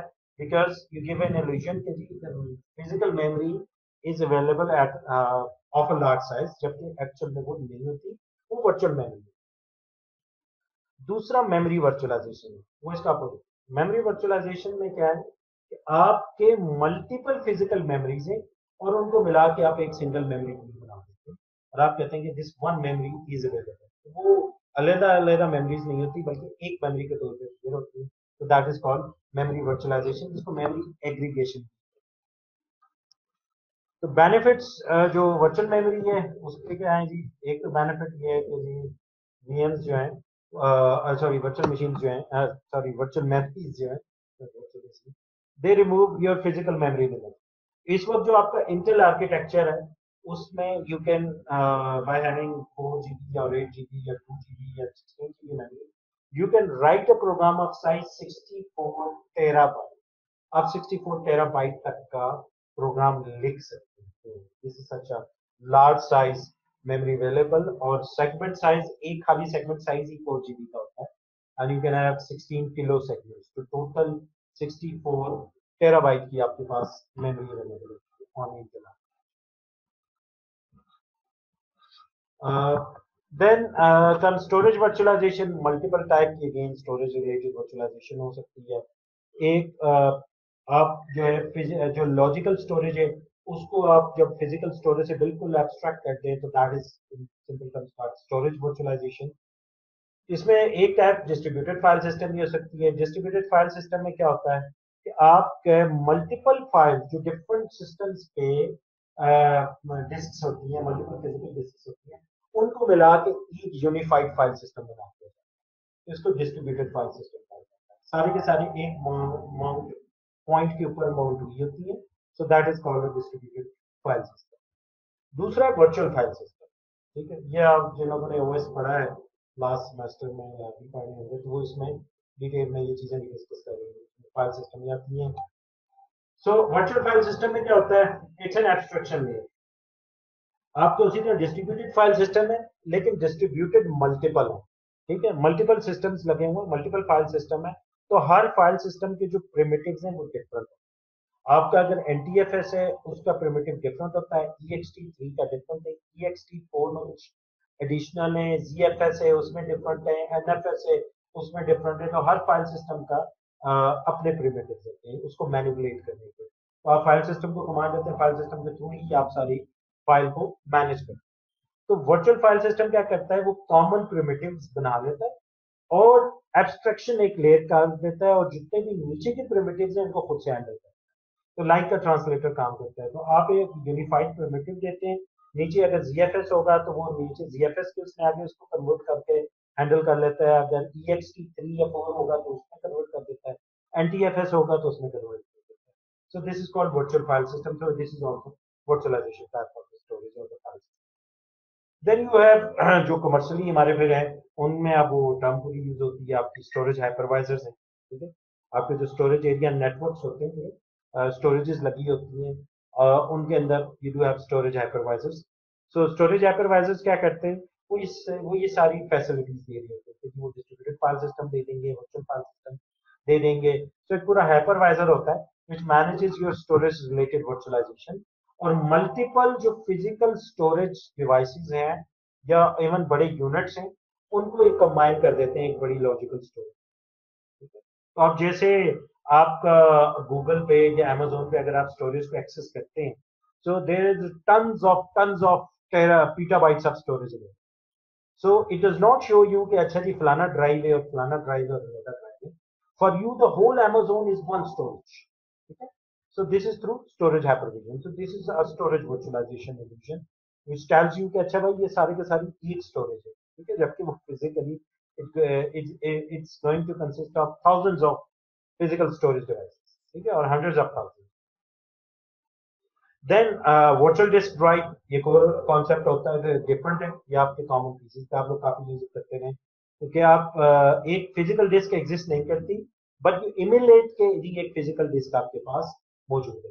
कॉमनली यूज होता है ऑप्टिकल ड्राइव के साथ। जो लोग गेमिंग के शौकीन हैं तो पहले तो बड़ा कॉमन होता था सीडी बेस, जब वो करते थे तो वो वर्चुअल सीडी का कॉन्सेप्ट होता था, वर्चुअल सीडीज क्रिएट करते थे। तो दैट इज एक्चुअली ये वर्चुअल डिस्क ड्राइव।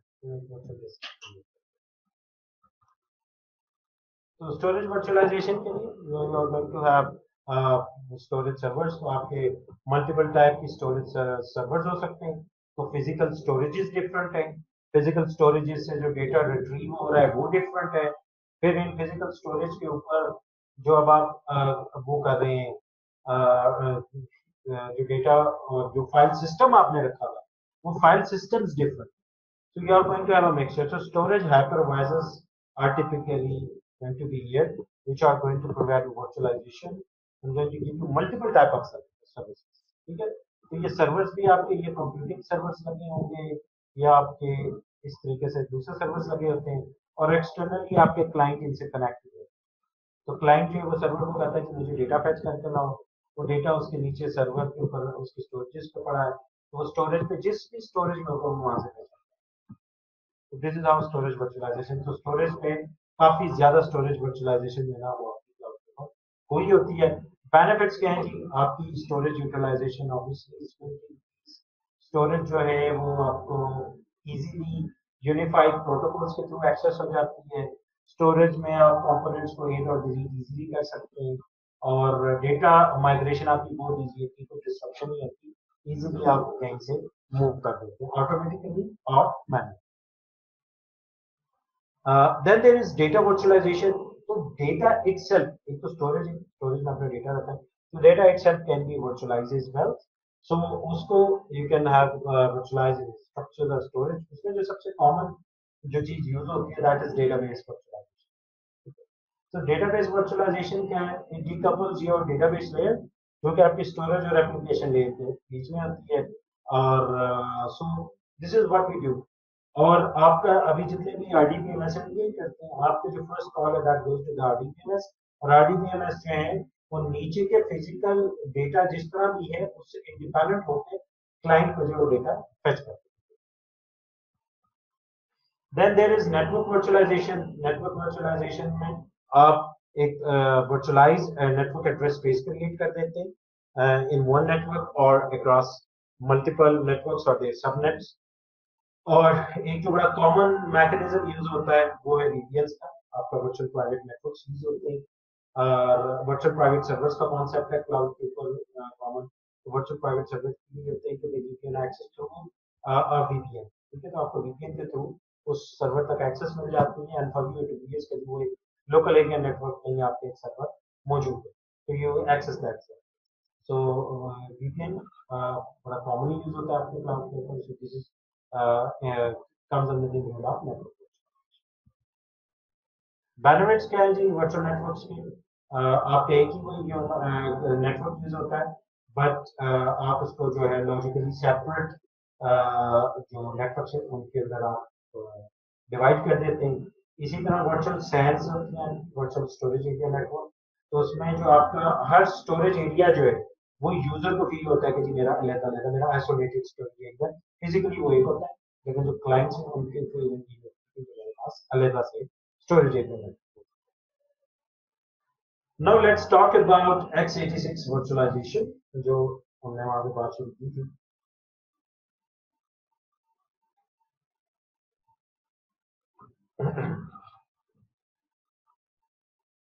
जी क्विज ले लें या आगे चलें? ले लें सर। क्विज ले लें, तैयारी ज्यादा की हुई है? आगे चल सर आगे चलें आगे। x86 virtualization से मुराद जो है वो ये दोनों है, x86 या बेसिक 32 बिट है या 64 बिट है, कोई भी हो सकता है। तो यहाँ पे फैमिली ऑफ कंप्यूटर है। इसमें सबसे पहली चीज और जो मोस्ट इंपोर्टेंट है जब हमें वर्चुअलाइजेशन को समझना है तो वो है प्रिविलेज लेवल्स। तो this comes from the operating system. तो ऑपरेटिंग सिस्टम में और हार्डवेयर जो कंप्यूटर आर्किटेक्चर उसके अंदर आपने ये जरूर पढ़ा होगा। बेसिकली प्रिविलेज मोड्स होते हैं।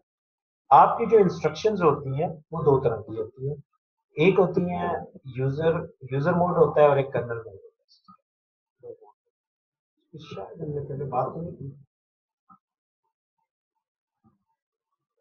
यूजर मोड और कर्नल मोड, ठीक है, ये दो मोड होते हैं सिस्टम में। ये इंपॉर्टेंट है, इसको अच्छी तरह समझिए। और again this is based on OS and architecture, दोनों की बेस। यूजर मोड और कर्नल मोड होते हैं, और इंस्ट्रक्शन सेट होता है आपके कंप्यूटर में। इंस्ट्रक्शन सेट जो है वो आपको पता है कि फिक्स है। इंस्ट्रक्शन सेट जो है वो हर कंप्यूटर का फिक्स है। अगर उस इंस्ट्रक्शन सेट के अलावा कोई चीज बताएंगे तो कंप्यूटर वो काम नहीं कर सकता। कंप्यूटर जो है इट्स रियली डम। कंप्यूटर जो बहुत डम होता है, उसको कुछ नहीं पता होता। उसको सिर्फ और सिर्फ जो पता है कंप्यूटर के सीपीयू के अंदर जो आपका कंट्रोल यूनिट है उसके पास इंस्ट्रक्शन सेट पड़ा है, वो उस इंस्ट्रक्शन सेट को मैच करता है और उसके अकॉर्डिंगली काम करता है। ठीक है, आपने अगर इंस्ट्रक्शन क्रिएट की ऐड ए कॉमा बी, ये सभी इंस्ट्रक्शन आपने इंटेल 8086 में, यदि 8086 की इंस्ट्रक्शन है या x86 की है, तो जब आपने ये दी है तो इस इंस्ट्रक्शन में अगर कोई चेंज होगी, लेट्स से अगर यूं लिख दी आपने x86 से, वो कहेगा ये तो इंस्ट्रक्शन ही था।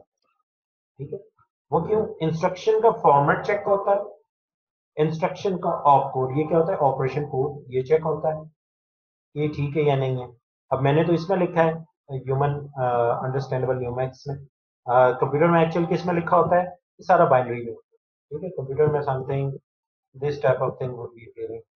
ठीक है, इस तरह से बिट्स आ रही होंगी, ये सब बिट्स होंगी, एबीसी की कुछ नहीं, एड्रेसेस होंगे, बिट्स होंगी। तो इसमें से कुछ बिट्स ऑप कोड की होंगी, कुछ ऑपरेंड्स की होंगी, कुछ फ्लैग्स की होंगी, कुछ और चीजें होंगी। ठीक है, बहुत सारी चीजें। तो इसको वो चेक करता है कि क्या ये वैलिड है या नहीं। ठीक है, अगर ये वैलिड है तो ठीक है, वैलिड है तो आगे फॉर्मेट भी फिर वैलिड होना चाहिए। अगर यहाँ पे ऐड लिखा है तो ऐड के आगे दो ये होने चाहिए, दो नहीं है तो एक इनहेरेंट भी हो सकता है, दो भी इनहेरेंट हो सकते हैं, डिपेंड करता है।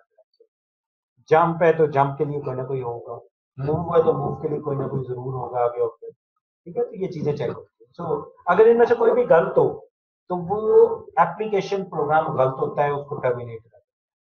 कौन करता है टर्मिनेट? हार्डवेयर।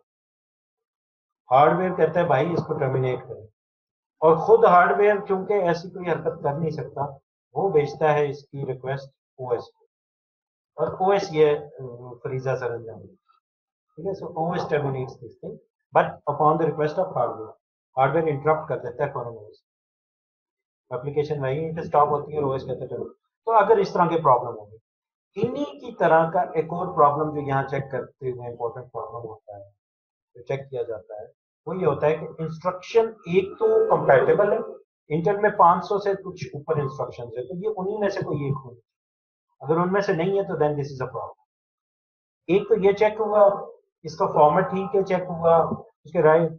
फिर एक इंपॉर्टेंट जो सिक्योरिटी या प्रोटेक्शन रिलेटेड है वो ये है कि इंस्ट्रक्शन दो तरह की होती है, एक होती है यूजर मोड इंस्ट्रक्शन और दूसरी होती है प्रिविलेज इंस्ट्रक्शन।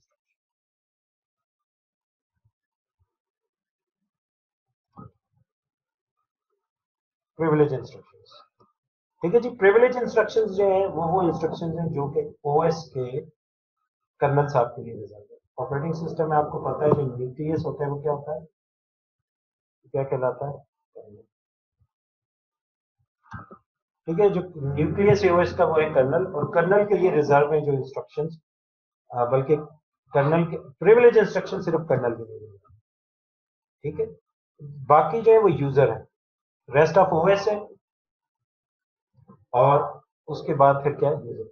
तो तीन तरह के होते हैं, एक होती है यूजर होता है, इसका मतलब है तीन तरह के साथ, एक रेस्ट ओएस होगा, बाकी ओएस, और एक खास ओएस होता है जिसको क्या बोलते हैं कर्नल, जिसमें क्रिटिकल काम सारे होते हैं, दिस इज कर्नल। जो प्रिविलेज इंस्ट्रक्शन, कर्नल कौन सी इंस्ट्रक्शन एग्जीक्यूट कर सकता है, privilege plus user mode, user instructions. और जो ये दोनों है ये सिर्फ और सिर्फ कौन सी कर सकते हैं, सिर्फ और सिर्फ यूजर मोड इंस्ट्रक्शंस, ठीक है। तो 500 में से 30-40 इंस्ट्रक्शन, 50 इंस्ट्रक्शन आपकी कौन सी है, प्रिविलेज इंस्ट्रक्शन है। प्रिविलेज इंस्ट्रक्शन कौन सी है, जो क्रिटिकल होती है, जैसे जो लो लेवल इंस्ट्रक्शन है, कहीं सिस्टम की किसी चीज को मॉडिफाई करना है, कुछ भी ऐसा काम करना है, दिया प्रिविलेज इंस्ट्रक्शन, ठीक है। डे बाय डे ये काफी स्ट्रांग होता है, पहले चूंकि वीक होता था तो आपके ऐसे वायरसेस भी होते थे जो सिस्टम को डैमेज करते थे, अब क्यों डैमेज नहीं होते, चूंकि प्रिविलेज इंस्ट्रक्शन तक एक्सेस, ठीक है जी। प्रिविलेज इंस्ट्रक्शंस और यूजर इंस्ट्रक्शंस कर्नल दोनों चला सकता है। यूजर और ओएस का जो नॉन कर्नल पार्ट वो सिर्फ क्या चलाता है, यूजर इंस्ट्रक्शन, ठीक है।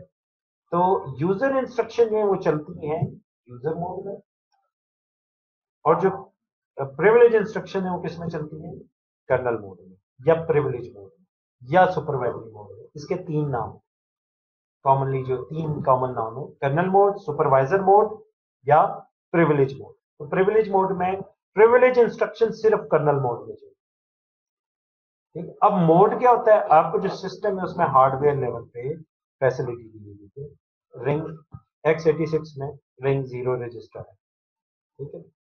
और अभी इसके अंदर जो पहले 2 रिंग्स होती थी, अभी 4 रिंग्स होती है, बल्कि अब तो 5वीं वर्चुअल रिंग भी है, ठीक है। पहले 2 रिंग्स होती थी, एक रिंग 0 और एक रिंग 1, 0 इधर और यहाँ 1। तो जो कर्नल मोड, ये क्या होता था कर्नल मोड, और ये क्या होता था यूजर मोड। तो बेसिकली रजिस्टर की बात करें तो इसका मतलब क्या हुआ, ये बिट है, अगर इस बिट की वैल्यू 0 है तो इसका मतलब है कौन से मोड में, सिस्टम पूरा मोड में होता था, सिस्टम पे कैफियत आ रही है, तो ये प्रिविलेज मोड था। और अगर 1 है तो ये क्या है, इसके अंदर अगर 1 है तो ये यूजर मोड। तो एक ही बिट थी, या तो 0 होगी या 1 होगी, 2 बिट नहीं है, ठीक है, या 0 या 1। तो अगर सिस्टम 1 में है तो ये सिर्फ यूजर इंस्ट्रक्शन चला सकता है, अगर ये 0 में है तो दोनों इंस्ट्रक्शन चला सकता है, यूजर भी और कर्नल भी, ठीक है। कर्नल इंस्ट्रक्शन सिर्फ इसमें चलेंगी, किसमें, यूजर सॉरी कर्नल मोड में, जो कि इंडिकेट होता था 0 से। तो ज्यादातर टाइम सिस्टम यूजर मोड में, वो यूजर इंस्ट्रक्शन चल रही है, लेकिन जब भी क्रिटिकल होनी है किसमें होनी है, 0 में।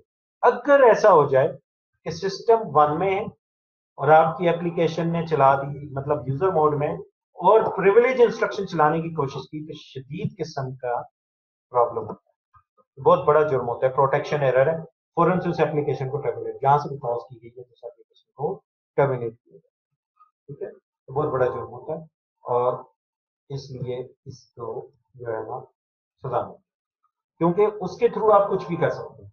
तो ये कब चेक हो जाता है, शुरू में, इंस्ट्रक्शन एग्जीक्यूशन साइकिल जो है उसके शुरू में, जब वो इंस्ट्रक्शन अभी एग्जीक्यूशन के लिए आई है तो पहले ये चेकिंग हो रही है, तो चेकिंग में चेक करते हैं, अच्छा जी फॉर्मेट ठीक है, बाकी चीजें ठीक है, फिर ये भी चेक किया जाता है कि जो इंस्ट्रक्शन आई है प्रिविलेज है या नॉन प्रिविलेज। अगर तो यूजर मोड है फिर तो ठीक है, फिर तो मोड चेक ही नहीं करना।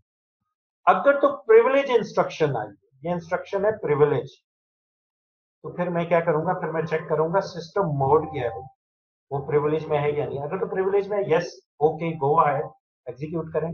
अगर प्रिविलेज नहीं है, यहीं पे स्टॉप करें, स्टॉप दिस इंस्ट्रक्शन। ये तो इतना बड़ा नहीं है, ठीक है। तो सिस्टम ये करता है। ये सारी चीजें बहरहाल आप ओएस और आर्किटेक्चर में पढ़ते में थोड़ी सा डिटेल में चला जाऊं तो ये यहाँ पे इसको स्टॉप कर दिया जाता है, बिकॉज ये प्रिविलेज इंस्ट्रक्शन एग्जीक्यूट करने की कोशिश कर रहा है। So this is really critical with the perspective of virtualisation कैसे हो गया, ठीक है। इसको आई होप कि आपको समझ आ गई। अच्छा, with the passage of time फिर ये वर्चुअलाइजेशन का खास तौर से जब आया कॉन्सेप्ट, तो फिर क्या हुआ। पहले तो ये था कि एक सुपरवाइजर था और एक फिर एप्लीकेशन थी, ठीक है। फिर क्या हो गया, स्ट्रक्चर बढ़ गया। अब आपने सुपरवाइजर भी लिया, आप हाइपरवाइजर भी ले आए, ठीक है। एक हाइपरवाइजर ले आए, फिर आप उसके बाद हाइपरवाइजर किसको मैनेज करते हैं, सुपरवाइजर्स को, और सुपरवाइजर किसको करते हैं, आम आवाम को, जो कि क्या है एप्लीकेशन। लेवल बढ़ गए, तो अब हाइपरवाइजर को ज्यादा स्ट्रॉन्ग मोड में होना चाहिए। इसके लिए फिर क्या किया गया, इन रिंग्स को बढ़ाया गया। तो जो वर्चुअलाइजेशन की जब सपोर्ट आई सिस्टम्स के अंदर, तो फिर वर्चुअलाइजेशन के लिए ये रिंग्स कितनी होगी, 4, ठीक है। बल्कि उससे पहले ही आई थिंक एक कर दिया गया। उसकी वजह ये थी कि आपका जो यूजर एप्लीकेशन है उन्हें कर दिया 4 लेवल कर दिए, तो मीन्स अब 2 बिट्स हो गई, 00, 01, 10 एंड 11। ये जो है दिस इज कर्नल मोड। उसके बाद ये दो जो जनरली ओएस यूज करता है, और जो लास्ट 11 है, जो 3 है, ये यूजर एप्लीकेशन। यूजर एप्लीकेशन कौन से में, 3 में। ऑपरेटिंग सिस्टम सर्विसेज किस में, 1 और 2 में। और ओएस का जो कर्नल है वो किस में, 0 में। तो जो प्रिविलेज मोड की जो इंस्ट्रक्शंस है वो किस में चलती है, वो इसमें, ठीक है जनाब। तो अब इस वजह से क्या हुआ, अब इस वजह से ये हुआ कि ठीक हो गया काम। अब जब आप वर्चुअलाइज करेंगे तो इधर कौन चलेगा, हाइपरवाइजर। इधर कौन चलेगा, कर्नल। इधर कौन चलेगा, ओएस का कर्नल, ओएस कर्नल। इधर कौन चलेगा, हाइपरवाइजर या हाइपरवाइजर का कर्नल। वो होते हैं कर्नल और थोड़ी सी चीजें हो गई। और यहाँ पे क्या चलेगा, ओएस कर्नल, जो भी विंडोज है या कुछ है। और फिर यहाँ पे उसका रेस्ट ऑफ ओएस, और यहाँ पे क्या चलेगी, एप्लीकेशन। क्लियर हो गया जी, ये कॉन्सेप्ट है। अब उसमें ये आगे ये कॉन्सेप्ट आएंगे हम देखते हैं। 3 जनरेशन है। फर्स्ट जनरेशन है फुल वर्चुअलाइजेशन, दूसरी जनरेशन है पैरा वर्चुअलाइजेशन, और जो थर्ड जनरेशन है that is hardware assisted virtualisation, जो इस वक्त काफी कॉमनली यूज होती है, वेरी गुड मैथड, ठीक है। तीनों में जो फर्क है वो यहाँ पे इन फिगर्स में भी नजर आ रहा है। इसमें बाइनरी ट्रांसलेशन होती है, डायनेमिक ट्रांसलेशन होती है। इसके अंदर वीएम के अंदर मॉडिफिकेशन होती है, और इसमें हार्डवेयर के थ्रू स्ट्रॉन्ग वर्चुअलाइजेशन की सपोर्ट है, ऊपर कुछ नहीं है, ठीक है। अब मैं आपको बताता हूँ कैसे। जो फर्स्ट जनरेशन वर्चुअलाइजेशन थी या फुल वर्चुअलाइजेशन थी, उसमें क्या होता है, आपका एक होस्ट ओएस है, ठीक है जी। होस्ट ओएस के ऊपर आप इमुलेटेड एनवायरनमेंट चलाते हैं, और उस इमुलेटेड एनवायरनमेंट के ऊपर फिर आप गेस्ट ओएस और उसके सर्विसेज को चलाते हैं, ठीक है। जनरली एप्लीकेशन होगी, कोई और ओएस भी हो सकता है, वो चलेगा। अब होता क्या है, होस्ट ओएस जो है ये कौन सा है, ये है x86, ठीक है। इमुलेटेड हार्डवेयर आपने बना दिया, और कोई और आप मिप्स की इंस्ट्रक्शंस, पहले आपको पता है आर्किटेक्चर्स में ना वैरायटी ज्यादा थी, अब कम हो गई है। अब स्टैंडर्ड, अब x86 ये जो है ना, ये इन्होंने लंब कर दिए, ये बहुत ज्यादा कॉमनली ये यूज होते हैं। खास तौर से 90s में आम कंप्यूटर में तो ये यूज होता था, आम में यही कर रहा हूँ, लेकिन सर्वर्स में बहुत ज्यादा और वैरायटी थी, आपके पास और बहुत सारे स्पार्क आते हैं, बेशुमार थे, ठीक है। वो अब आस्ता आस्ता खत्म हो गया, अब x86 ही तो यही काम, ठीक है। तो आपका जो ओएस किसी और आर्किटेक्चर के लिए लिखा गया है वो यहाँ पे एग्जीक्यूट आपका, ठीक है। और होता क्या है कि यहाँ पे उस आर्किटेक्चर की इमुलेशन मिलेगी। फॉर एग्जांपल यहाँ पे आपको स्पार्क की इमुलेशन मिलेगी, आप स्पार्क देखोगे, स्पार्क की एमुलेशन मिल जाएगी। यहाँ पे अब जो एप्लीकेशंस चलेंगी उन एप्लीकेशन की फुल बाइनरी ट्रांसलेशन, क्यों? इनकी बाइनरी में फर्क होता है, इनकी बाइनरी में फर्क होता है।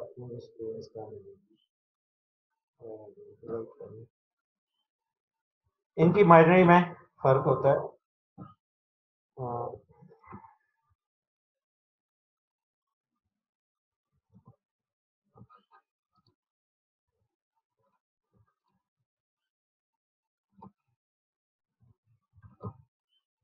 ठीक है, इनकी जो बाइनरीज हैं, अभी जो आपका जो प्लेटफॉर्म होता है, platform is a combination of two things, hardware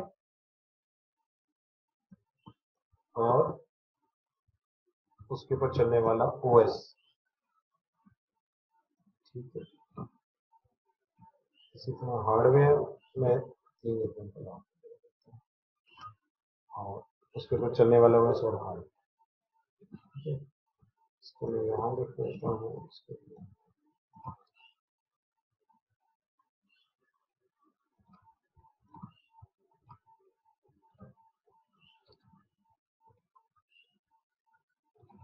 क्योंकि ये हार्डवेयर है, ओएस विंडोज है, यहाँ पे लिनक्स है और यहाँ पे एंड्रॉइड है। ठीक है, ठीक है, ये किस हार्डवेयर में चलता है? ये चल रहा है x86 में, 64 बिट एलएक्सी में 64 बिट। और ये किस पे चल रहा है? ये आर्म पे चल रहा है।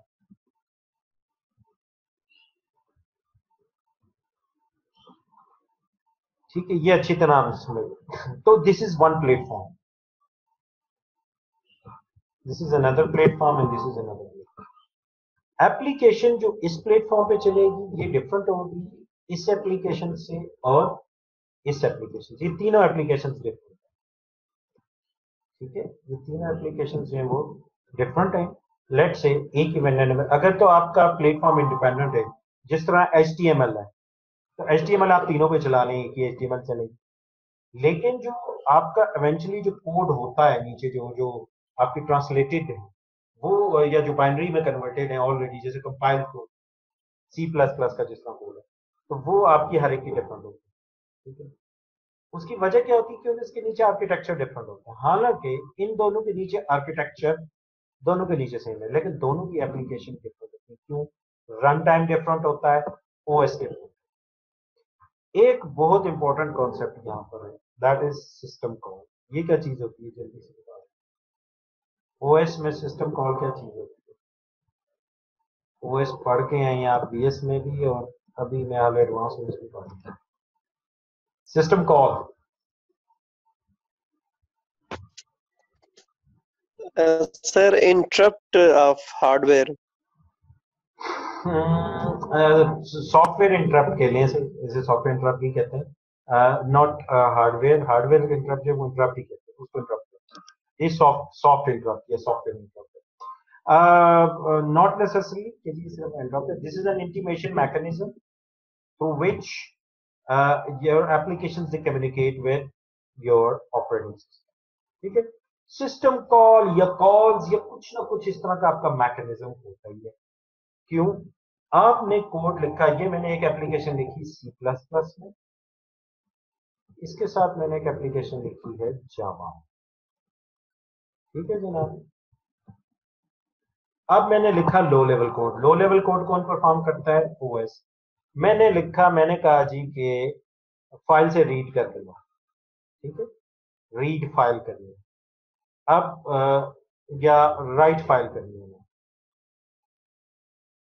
ठीक है, तो C++ में उसका तरीका, लेट से जी मैं फाइल में लिखा, फाइल का ऑब्जेक्ट क्रिएट किया और मैंने लिख दिया f dot, sorry file stream है, यहाँ पे फाइल स्ट्रीम का ऑब्जेक्ट बनाया, f equals to f dot write something, ठीक है, एफ डॉट राइट है। और जो जावा है, जावा के अंदर है सिर्फ फाइल, और इसी तरह फाइल एफ डॉट राइट। अभी बहुत शॉर्ट करके लिख रहा हूँ काइंडली इसको, एफ डॉट फाइल राइट। तो ये तो लैंग्वेज लेवल है, ठीक है। ये जब नीचे ओएस के पास जाता है तो this is being done through system call. तो हर सिस्टम में उसकी अपनी सिस्टम कॉल होगी।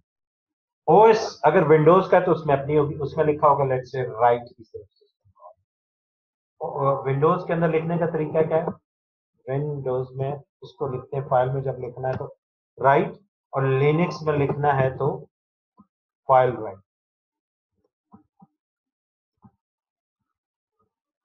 समझ गई बात मेरी? विंडोज में वो राइट की है, राइट का पूरा प्रोसीजर होगा। तो जब आप C++ के अंदर लिखते हैं ना एफ डॉट राइट, तो ये आपके उसकी लाइब्रेरी के अंदर होती है, इसकी इंप्लीमेंटेशन होती है। वो इंप्लीमेंटेशन में जो लिखा होता है वो खुद कुछ नहीं कर सकता, वो एक्चुअली ओएस की सिस्टम कॉल को कॉल करता है, वो ओएस के प्रोसीजर को करता है।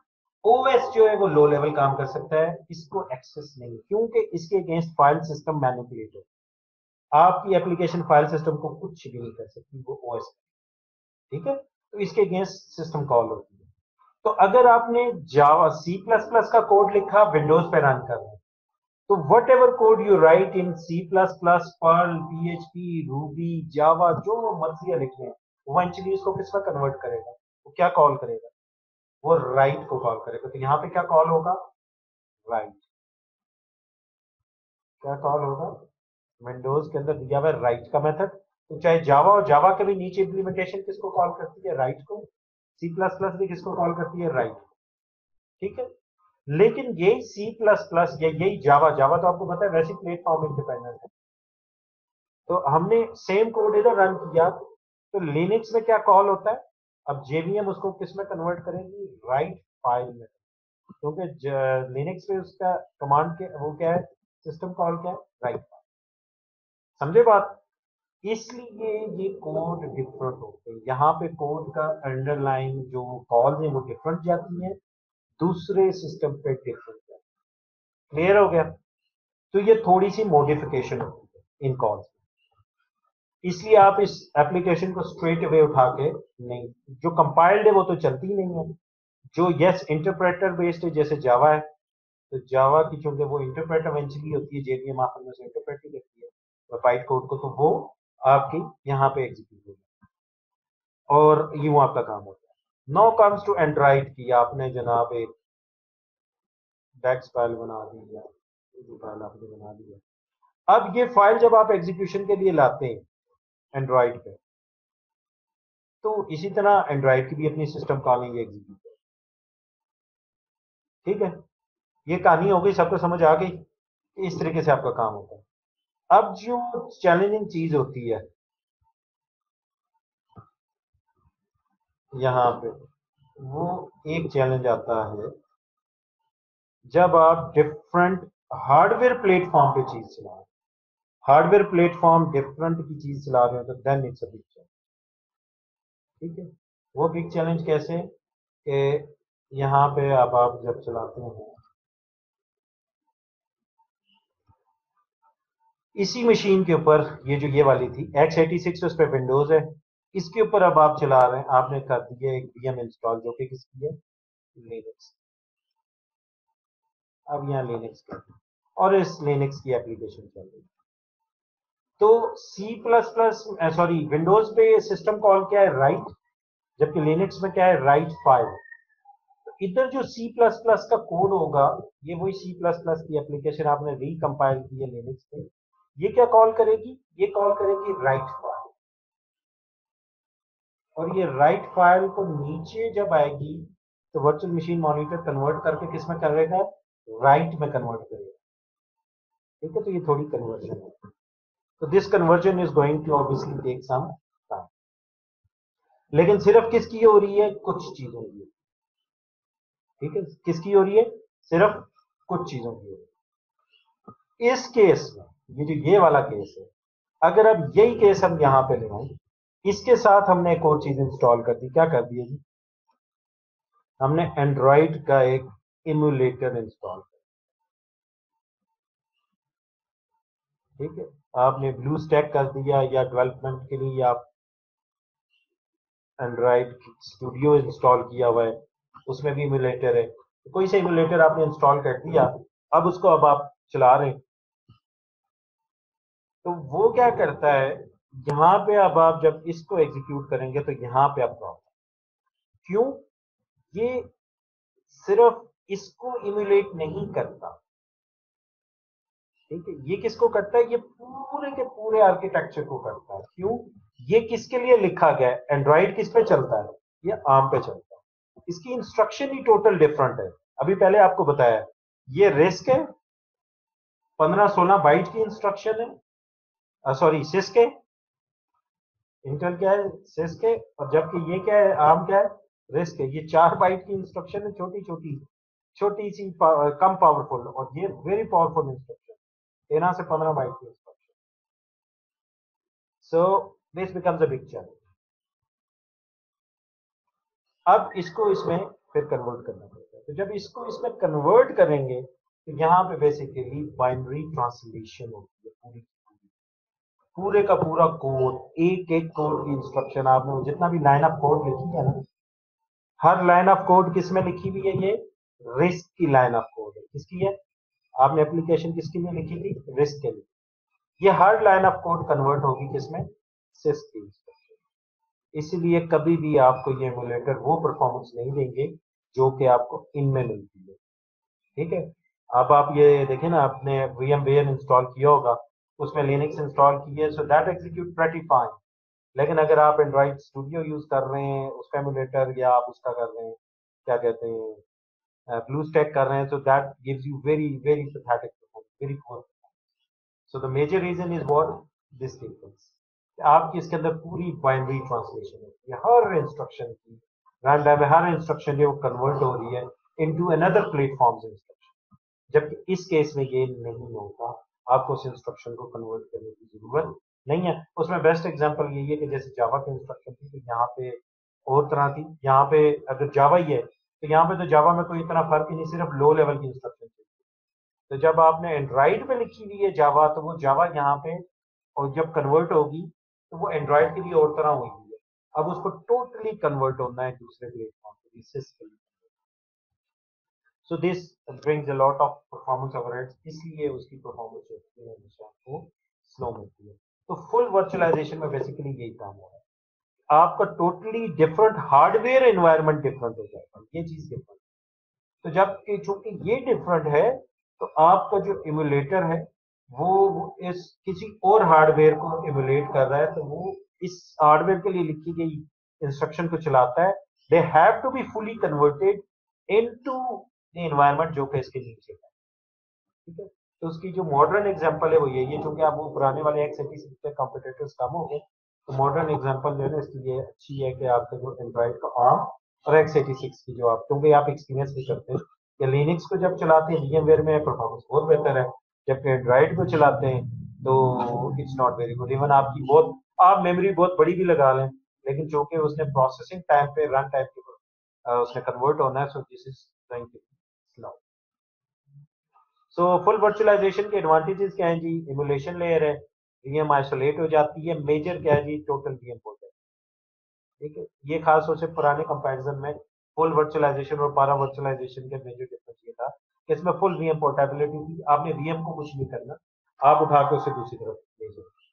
Disadvantage major, hardware emulation comes definitely with a very high performance price, performance काफी कम हो जाती है। और दूसरा जो x86 आर्किटेक्चर है, उसमें आपका जो OS है वो रन किसमें करता है, रिंग 0 के अंदर। तो वो जब रिंग 0 में रन करता है और यहाँ से आप इसको यहाँ पे भेज रहे हैं, एग्जीक्यूट करने की कोशिश कर रहे हैं, तो जो लो लेवल इंस्ट्रक्शन है दे माइट गेट ट्रैप, ठीक है। तो फिर उसके लिए फिर इशू होता है। तो ये वाला जो है इसकी इंस्ट्रक्शन, जो ये वाली OS की, ये फिर आपके लिए प्रॉब्लमेटिक है। दूसरा तरीका जो है वो फिर पारा वर्चुअलाइजेशन। पारा वर्चुअलाइजेशन वही जो हमारे ना अर्ली डेज में यूज होता था, आज से 10-15 साल पहले यूज होता रहता है। तो पारा वर्चुअलाइजेशन ये है कि आपका जो जो आपने कि विंडोज या लिनक्स और इनके साथ जो आप करते थे, द सेम टाइप के हार्डवेयर के ऊपर हम डिफरेंट ओएसएस को चलाना शुरू करें। तो इसमें ये है कि आपका जो हार्डवेयर एनवायरनमेंट है वो आपका फुली उस तरह से क्रिएट नहीं होता, तो सही होता है। और आप करते क्या है, आप ओएस के कर्नल को मॉडिफाई करते हैं। अब ओएस का कर्नल क्यों मॉडिफाई करते हैं? इसकी वजह जो वो वही है जो आपका यहाँ पे प्रिविलेज इंस्ट्रक्शंस का प्रॉब्लम है। ठीक है, ये जो यहाँ पे प्रिविलेज का प्रॉब्लम आता है, आपने इंस्ट्रक्शन लिखी थी, तो ये किस में चल रही है? जो लो लेवल इंस्ट्रक्शन है, हाइपरवाइजर ने रिंग 0 पे कब्जा कर लिया। ठीक है, ये जो गेस्ट ओएस है ये अब किस पे चलेगा? ये चलेगा रिंग 1 पे, और इसकी जो एप्लीकेशन है किस पे चलेंगी? ये 3 पे। ठीक है, ये 1 और 2 पे अब ये चलेगा, और 3 पे कौन चलेंगी? एप्लीकेशन। अब जब इस एप्लीकेशन के अंदर कोई भी क्रिटिकल वो आएगा, let's say low level code आएगा जो कि प्रिविलेज इंस्ट्रक्शन को इन्वोक करना चाह रहा है, तो ये जब इसको कॉल करेगा अपने ओएस को, इसका ओएस जो ही उस सिस्टम कॉल के थ्रू एक प्रिविलेज इंस्ट्रक्शन को एग्जीक्यूट करने की कोशिश करेगा, तो there will be a problem. क्यों? Because it's running in ring 1, और रिंग 1 में आप प्रिविलेज इंस्ट्रक्शन एग्जीक्यूट नहीं कर सकते। सो this is a big problem. तो इस प्रॉब्लम की वजह से ये ओएस खुद ही ट्रैक हो जाएगा और ये एग्जीक्यूट नहीं कर पाएगा। इसकी वजह से फिर जो तरीका तैयार किया गया वो ये था कि आपका पैरावर्चुअलाइजेशन के अंदर आपका ओएस को या तो मॉडिफाई कर दें, या ओएस को नीचे, उस ओएस के नीचे अंडरलाइन कुछ ड्राइवर्स इंस्टॉल। ठीक है, जो पैरावर्चुअलाइजेशन ड्राइवर्स कहलाते हैं। तो जो मॉडिफाइड ओएस है उसके लिए तो फिर ये है कि आपको डिफरेंट, और यही होता था आज से 15 साल पहले, अगर आप इसके लिए डाउनलोड करना चाह रहे हैं या एक्सेस करना चाह रहे हैं तो आपकी डिस्ट्रीब्यूशन डिफरेंट होती थी। जो रेगुलर ओएस था और जो आपकी वर्चुअलाइजेशन के लिए होते थे, they were two different OS, two different. और इस वजह से आपकी जो यहाँ पे एक्सेसेस थी वो भी डिफरेंट तरीके से। तो दूसरा फिर इसका तरीका अब, लेकिन वो मॉडिफाइड ओएस चाहिए आपको। मॉडिफाइड ओएस में होता क्या था? आपकी एप्लीकेशन क्या करती है?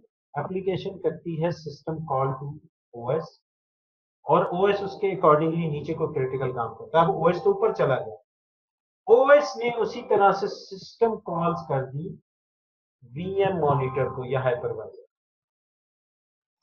ठीक है, ये जो हाइपरवाइजर चल रहा है इसको कॉल कर, ठीक है, और ये स्पेशल इन एपीआई के थ्रू इन्हें कहते हैं, ये क्या है? System call. ये किसको जा रही है? हाइपरवाइजर को। इन्हें कहते हैं हाइपर कॉल। ठीक है, तो हाइपर कॉल का कॉन्सेप्ट आ गया, हाइपर कॉल्स कर दिया। तो ये अब ये जो सिस्टम कॉल है इनको मॉडिफाई कर दिया गया।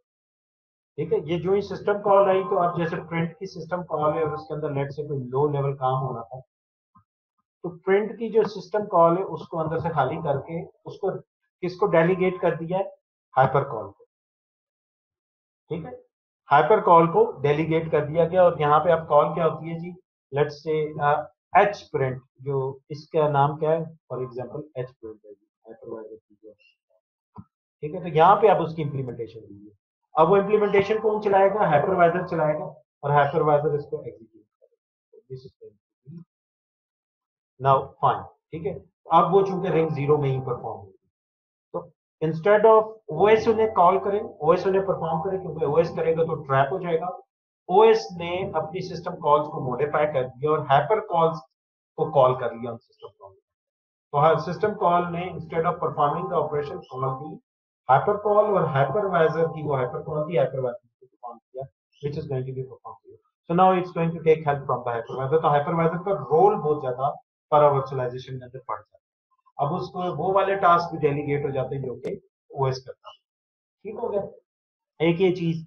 दूसरा इसमें तरीका ये आ गया कि अच्छा, आपको ओरिजिनल गेस्ट ओएस को मॉडिफाई करना थोड़ा सा डिफिकल्ट है, तो इंस्टेड ऑफ डूइंग दैट आप ड्राइवर्स इंस्टॉल करते हैं। तो वो बाद में ड्राइवर्स इंस्टॉल करते हैं, ड्राइवर्स इनकी जगह ले लेते हैं। तो जो ही ये लो लेवल की कॉल्स आने के लिए ये जाती हैं, तो यहाँ पे ही वो हाइपर कॉल से उसको कन्वर्ट कर देते हैं, वो चेंज कर देते हैं। तो वही वाला काम कि प्री बिल्ड आपको मॉडिफाइड ओएस की जगह आप उसमें ड्राइवर्स इंस्टॉल करके जो कि हाइपर कॉल्स को रिप्लेस करके उनकी जगह ले लेते हैं, और वो हाइपर कॉल्स को परफॉर्म। ठीक है, तो ये this is called para virtualisation के फिर अपने प्रोस कॉन्स हैं। एक तरीका जो है वो आपको बता दिया कि ओएस कर्नल जो उसका मॉडिफाइड होगा, जो मॉडिफाइड होगा तो obviously there are going to distribution. एक ओएस की वो होगी जो कि बेयर मेटल पे इंस्टॉल होता है, ओएस खुद से एक मेटल पे आप करते हैं, और दूसरा वो ओएस जो कि वीएम्स के लिए होगा, तो वो डिफरेंट होगा, वो रिकम्पाइल्ड हुआ होगा, आपने दोबारा से उसके अंदर जो है ना सिस्टम कॉल्स से हाइपर कॉल्स को आपने कॉल किया होगा। दूसरा ये आ गया कि आप ना वर्चुअलाइजेशन के ड्राइवर्स को इंस्टॉल कर लें और उनके थ्रू जो है आप इस काम को करें। इसके बाद आ गई हार्डवेयर असिस्टेड वर्चुअलाइजेशन। अब आपने काम एक तो डेलीगेट कर दिया पैरा वर्चुअलाइजेशन के अंदर सेकंड जनरेशन में, तो थर्ड जनरेशन आ गई हार्डवेयर असिस्टेड। तो सेकंड जनरेशन में एक तो यही है कि काम डेलीगेट कर दिया कि पहले इस ओएस के पास आएगा, फिर ओएस जो है वो हार्डवेयर को कॉल करेगा और हार्डवेयर काम सॉरी वो हाइपरवाइजर को कॉल करेगा और हाइपरवाइजर पे वो काम लेगा। दूसरा जो है वो आपको मॉडिफाइड ओएस की भी जरूरत पड़ी, सेम ओएस नहीं चल सकता था, या अगर सेम यूज कर रहे हैं so then you are going to use it with drivers, para virtualisation drivers. तो इसका हल फिर निकाल लिया जी कि हार्डवेयर असिस्टेड वर्चुअलाइजेशन आ गई, कि हार्डवेयर में सपोर्ट डाल, हार्डवेयर में सपोर्ट डाली गई और उसमें फिर उसमें इंटेल वीटी और एएमडी ये टेक्नोलॉजीज आ गई आपकी इंटेल और एएमडी की तरफ से। और अगर आप इसको इनेबल कर दें, बाय डिफॉल्ट डिसेबल होती है, तो you enable the hardware assisted virtualisation. इस वक्त जो आपके जो टेक्नोलॉजीज है वो जनरली हार्डवेयर असिस्टेड को यूज करती है, because it's fast, it's better. और सबसे बड़ा फायदा इसमें क्या है कि आपका जो ओएस है वो डायरेक्ट इंटरेक्ट है। तरीकाकार क्या किया है कि जो वीएम मॉनिटर जो रिंग 0 में रन करता था, एक वर्चुअल रिंग क्रिएट कर दी गई जो कि माइनस। तो जब आप इसको एनेबल कर देते हैं इंटेल वीटी या एएमडी को, तो एक वर्चुअल रिंग क्रिएट हो जाती है विच इज -1, और फिर on top of that you have ring 0। तो ये जो ओएस है, ये जो रन कर रहा है, कोई भी वीएम जो रन कर रही है वो रिंग 0 में कर, और क्योंकि OS is a reliable thing for us, तो हमें ये फिक्र नहीं होती कि ओएस कोई उल्टा काम कर देगा, जो मसला होगा। सो that is fine with us कि अगर ओएस जो है वो रिंग 0 में रन करेगा। अब क्या होता है, अब ना तो आपको इस ओएस को मॉडिफाई करना पड़ता है, और दूसरा इस ओएस को इस चीज का पता ही नहीं होता कि हमें किसी वर्चुअलाइज्ड एनवायरनमेंट में, वो सीधा सीधा नीचे से उस हार्डवेयर के ऊपर काम करता है, ठीक है, उस हार्डवेयर से काम लेता है, और अलोंग विद दैट हाइपरवाइजर जो उसकी सारी एक्टिविटी को मॉनिटर करता जाता है और मैनेज, ठीक है, वो सारी रिक्वेस्ट प्लेस करता जाता है, वो परफॉर्म होता है। तो जितने भी ये सारे ओएसएस मल्टीपल होंगे, ये रिंग 0 में रन करेंगे, और इसी तरह 1 और 2 में उनका रेस्ट ऑफ ओएस होगा, 0 में उनके कर्नल्स होंगे, और 3 में उनकी एप्लीकेशन होगी। So this is called hardware assisted virtualization, ठीक है। So they have created actually a super privilege mode with ring -1। By default ये डिसेबल होती है, आप इसको एनेबल करें।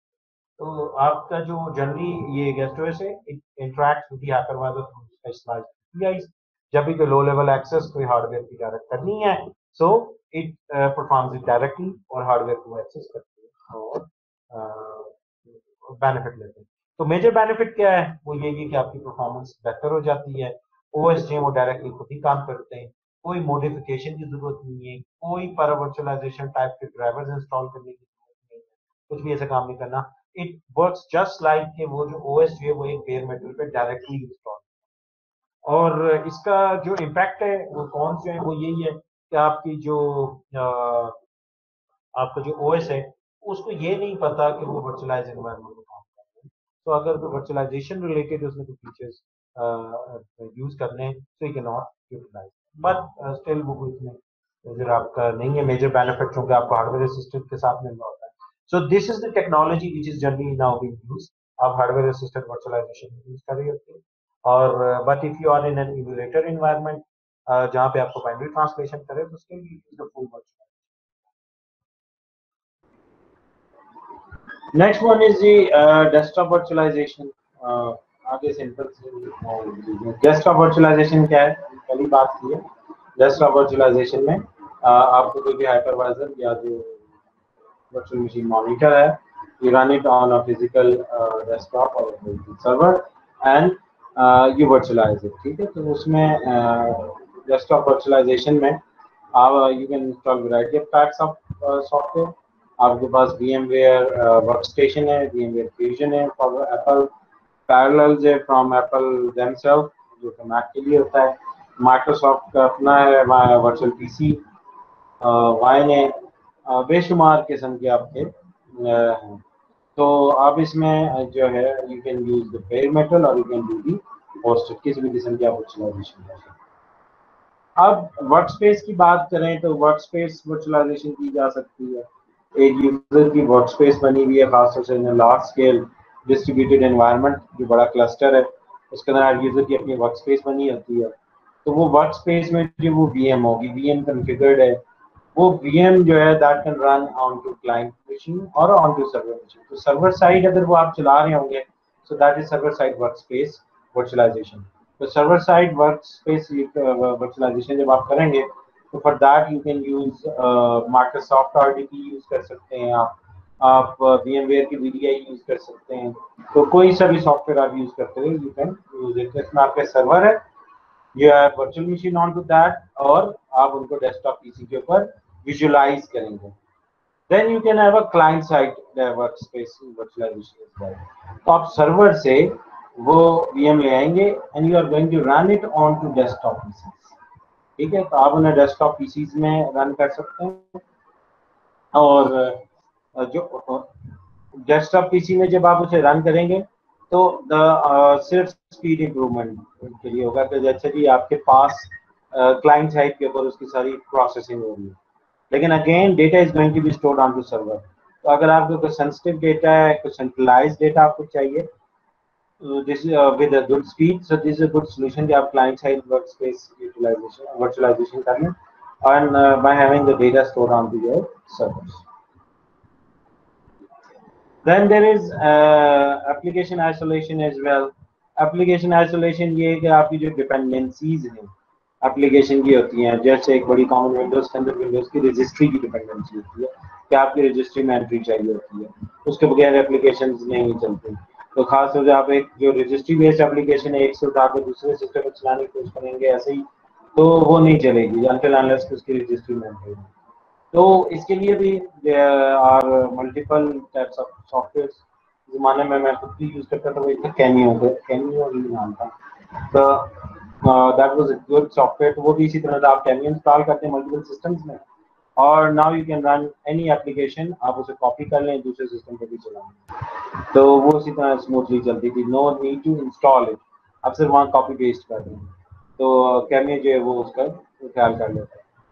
तो this is the same thing। अब मल्टीपल टाइप के आपको सॉफ्टवेयर इंस्टॉल प्रोग्राम्स बेशुमार हैं और so what you can do is you have a server, you have a client which is running an operating system, so you have this application isolation solution in terms of thin install जिस तरह तो thin virtual OS है or anything and you run application on top of that, आप इसको run करते हैं।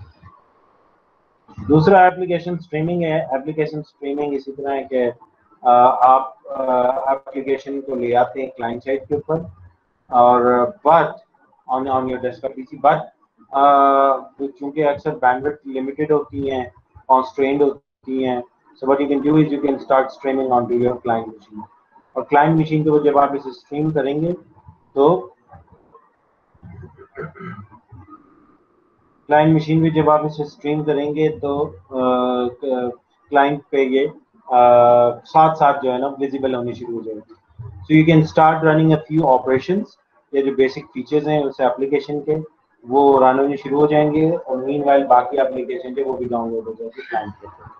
सो इसके लिए भी मल्टीपल टूल्स अवेलेबल हैं, लाइक ऐप स्ट्रीम है, सिट्रिक्स ज़ेन ऐप है, माइक्रोसॉफ्ट ऐप भी है, so you can have this type of thing.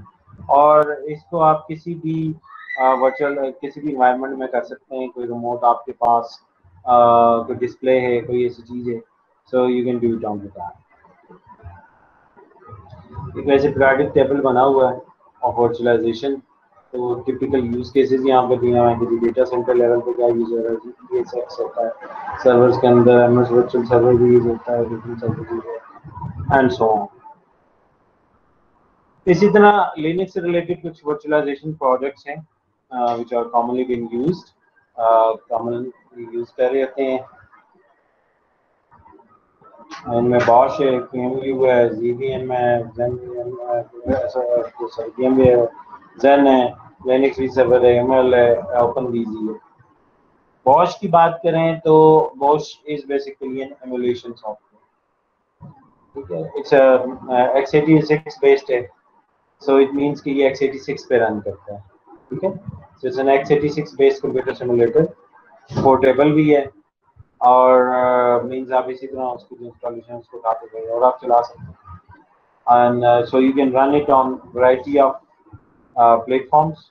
x86 पे भी चलाएंगे, PowerPC पे चलाएंगे, अल्फा, स्पार्क, मेप्स, किसी के भी चला सकते हैं। लेकिन जो ये सिमुलेशन आपको देता है वो किसकी देता है?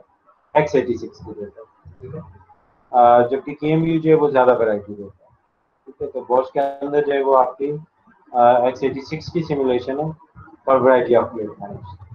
So it simulates your entire x86 computers, जिस तरीके से भी होता है। और आप उसे ये कॉन्फ़िगर कर सकते हैं कि ओल्डर इंटेल 386 या जो फर्दर आपकी जनरेशन में पर इससे मुराद क्या है कि आप 16 बिट कर सकते हैं, आप 30, ये सारे 32 बिट हैं, 386, 486 और पेंटियम जो है दे आर 32 बिट और 64 बिट, आप किसी भी के लिए भी इसको कर सकते हैं। और ये अगर आप बॉश को यूज कर रहे हैं तो on top of Bosch simulator you can run any Linux distribution. QEMU जो है ये एक और इसी तरह का एमुलेटर है, काफी फेमस है और मल्टीपल मोड्स ऑफ ऑपरेशन हैं इसके। पहला मोड जो है उसके अंदर फुल सिस्टम एमुलेशन है और उसमें क्या है जी कि आपका जो पर्सनल कंप्यूटर्स है उसकी एमुलेशन ये कर देता है और मल्टीपल टाइप के प्रोसेसर आर्किटेक्चर्स जो है ये कर सकता है उनको एमुलेट। लाइक x86 को कर सकता है, 32 बिट को, 64 बिट को, आर्म को, स्पार्क को, PowerPC को, लिनक्स को। और लेकिन चूंकि है एमुलेटर है और तो इसलिए इसके अंदर क्या होती है, डायनेमिक बाइनरी ट्रांसलेशन की होती है, ठीक है। तो बाइनरी ट्रांसलेशन करता है but speed is quite good. और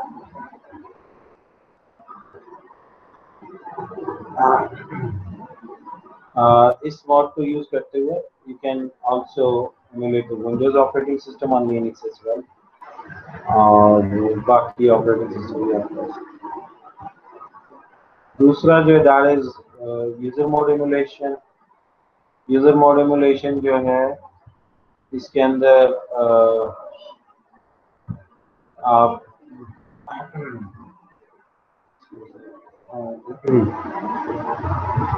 जी, तो इसके यूजर मोड एमुलेशन के अंदर आप डिफरेंट टाइप के बाइनरी जो है एप्लीकेशंस की उसको रन कर सकते हैं ऑन टू लिनक्स एनवायरनमेंट, ठीक है। तो आपने कोई एप्लीकेशन बनाई है लेट्स से मेप्स आर्किटेक्चर के लिए, PowerPC आर्किटेक्चर के लिए, तो you can run it on to QEMU, जिसके अंदर लिनक्स इंस्टॉल हुई होगी। तो लिनक्स बेस्ड QEMU एमुलेटर जो है उसके अंदर आप किसी भी एप्लीकेशन को यूज कर सकते हैं। कौन कौन से आर्किटेक्चर इसकी सपोर्ट है, इसमें मेप्स है, आर्म है, स्पार्क है, PowerPC है। Then there is KVM hosting as well.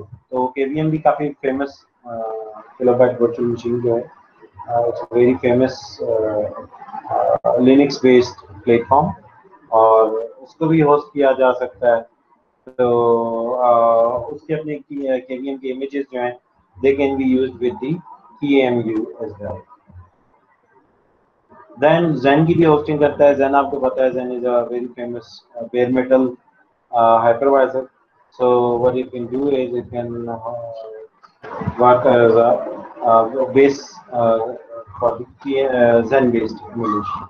तो वो जो Zen है वो इसके लिए इंस्टॉल हो जाता है और वो फिर सारे ऑपरेशन करता है।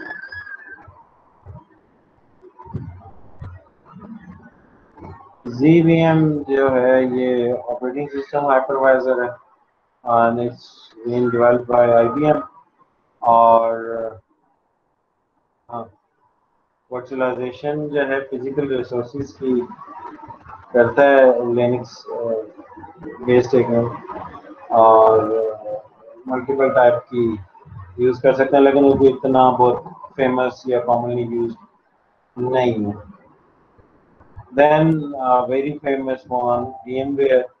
VMware जो है वो फुल वर्चुअलाइजेशन आपको प्रोवाइड करता है, हार्डवेयर सिस्टम प्रोवाइड करता है, और दोनों तरह की आपको वर्चुअलाइजेशन देता है, बेयर मेटल भी देता है और होस्टेड भी देता है, टाइप 1 टाइप 2 दोनों तरह की देता है। तो आप इसको किसी भी इन्वायरमेंट में जो है वो यूज कर सकते हैं। Zen जो है वो सिर्फ और सिर्फ नेटिव या बेयर मेटल हाइपरवाइजर है।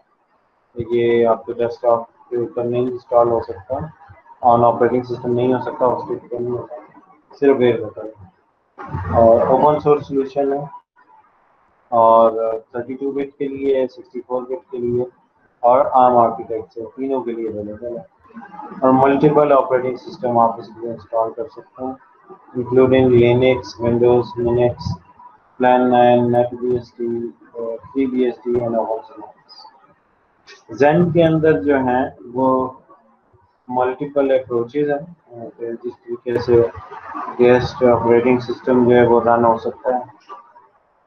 उसमें एक तो ये हार्डवेयर असिस्टेड है, हार्डवेयर वर्चुअल मशीन है। देन जो आपकी low level hardware assisted virtualisation देता है। फिर hardware virtual machine with power virtualisation driver है, जिसमें आप वर्चुअलाइजेशन बेस्ड ओएसएस को चला सकते हैं। फिर para virtualization with full hardware virtualization है, वो भी आप कर सकते हैं। Then para virtualization in hardware virtualization container है, कंटेनर बेस्ड, ये नेक्स्ट में हम देखेंगे सर्वरलेस कंप्यूटिंग में कंटेनर्स का कॉन्सेप्ट, तो कंटेनर बेस्ड भी इसके अंदर आप यूज कर सकते हैं। And then eventually para virtualization based आप कंटिन्यूएशन कर सकते हैं, variety. Then there is Linux vServer। Linux vServer जो है it's an operating system level virtualization, तो ये वही कंटेनर्स वाला काम करती है कि it virtualize the Linux kernel so that multiple user spaces can be created। तो वर्चुअल प्राइवेट सर्वर्स ये क्रिएट कर देता है, और उसमें कॉन्सेप्ट क्या होता है कि आपका अलग VMs नहीं होती, बल्कि एक ही जो आपका OS है उसके वर्चुअल इंस्टेंसेस टाइप की चीज़ें बन जाती हैं अलग, लेकिन मैनेज वही एक सिंगल OS करता है। So Linux vServer is an example. अब इसके मजीद डॉकर्स हो गया, कुबरनेटिस, ये बड़े फेमस प्लेटफॉर्म आप आगे हों जिनको हम देखेंगे। मल्टीपल प्लेटफॉर्म्स जो हैं उनके ऊपर ऑपरेट किए होता है। Then there is another one OpenVZ। इसी तरह है जिस तरह लिनक्स vServer जो है वो कंटेनर बेस्ड है, या वर्चुअल प्राइवेट सर्विस को एग्जीक्यूट करता है, तो ये भी इसी तरह का काम करता है। The last one is Linux KVM, kernel virtual machine जो है। KVM जो है ये फुल वर्चुअलाइजेशन सॉल्यूशन है, और इसमें फायदा ये होता है कि आपका जो लिनक्स कर्नल है, लिनक्स है, वो खुद ही पूरी लिनक्स होती है, और वो लिनक्स जो है वही आपकी operating system sorry virtual machine monitor जो है वो बन जाती है। और सो मल्टीपल आप अलग यूजर स्पेसेस बना के उनके अंदर अलग ऑपरेटिंग सिस्टम इंस्टॉल करके you can run into that, तो एक अच्छा बेनिफिशियल सॉल्यूशन है। So you can use it along with QEMU as well. That's all for this module. Thanks for watching.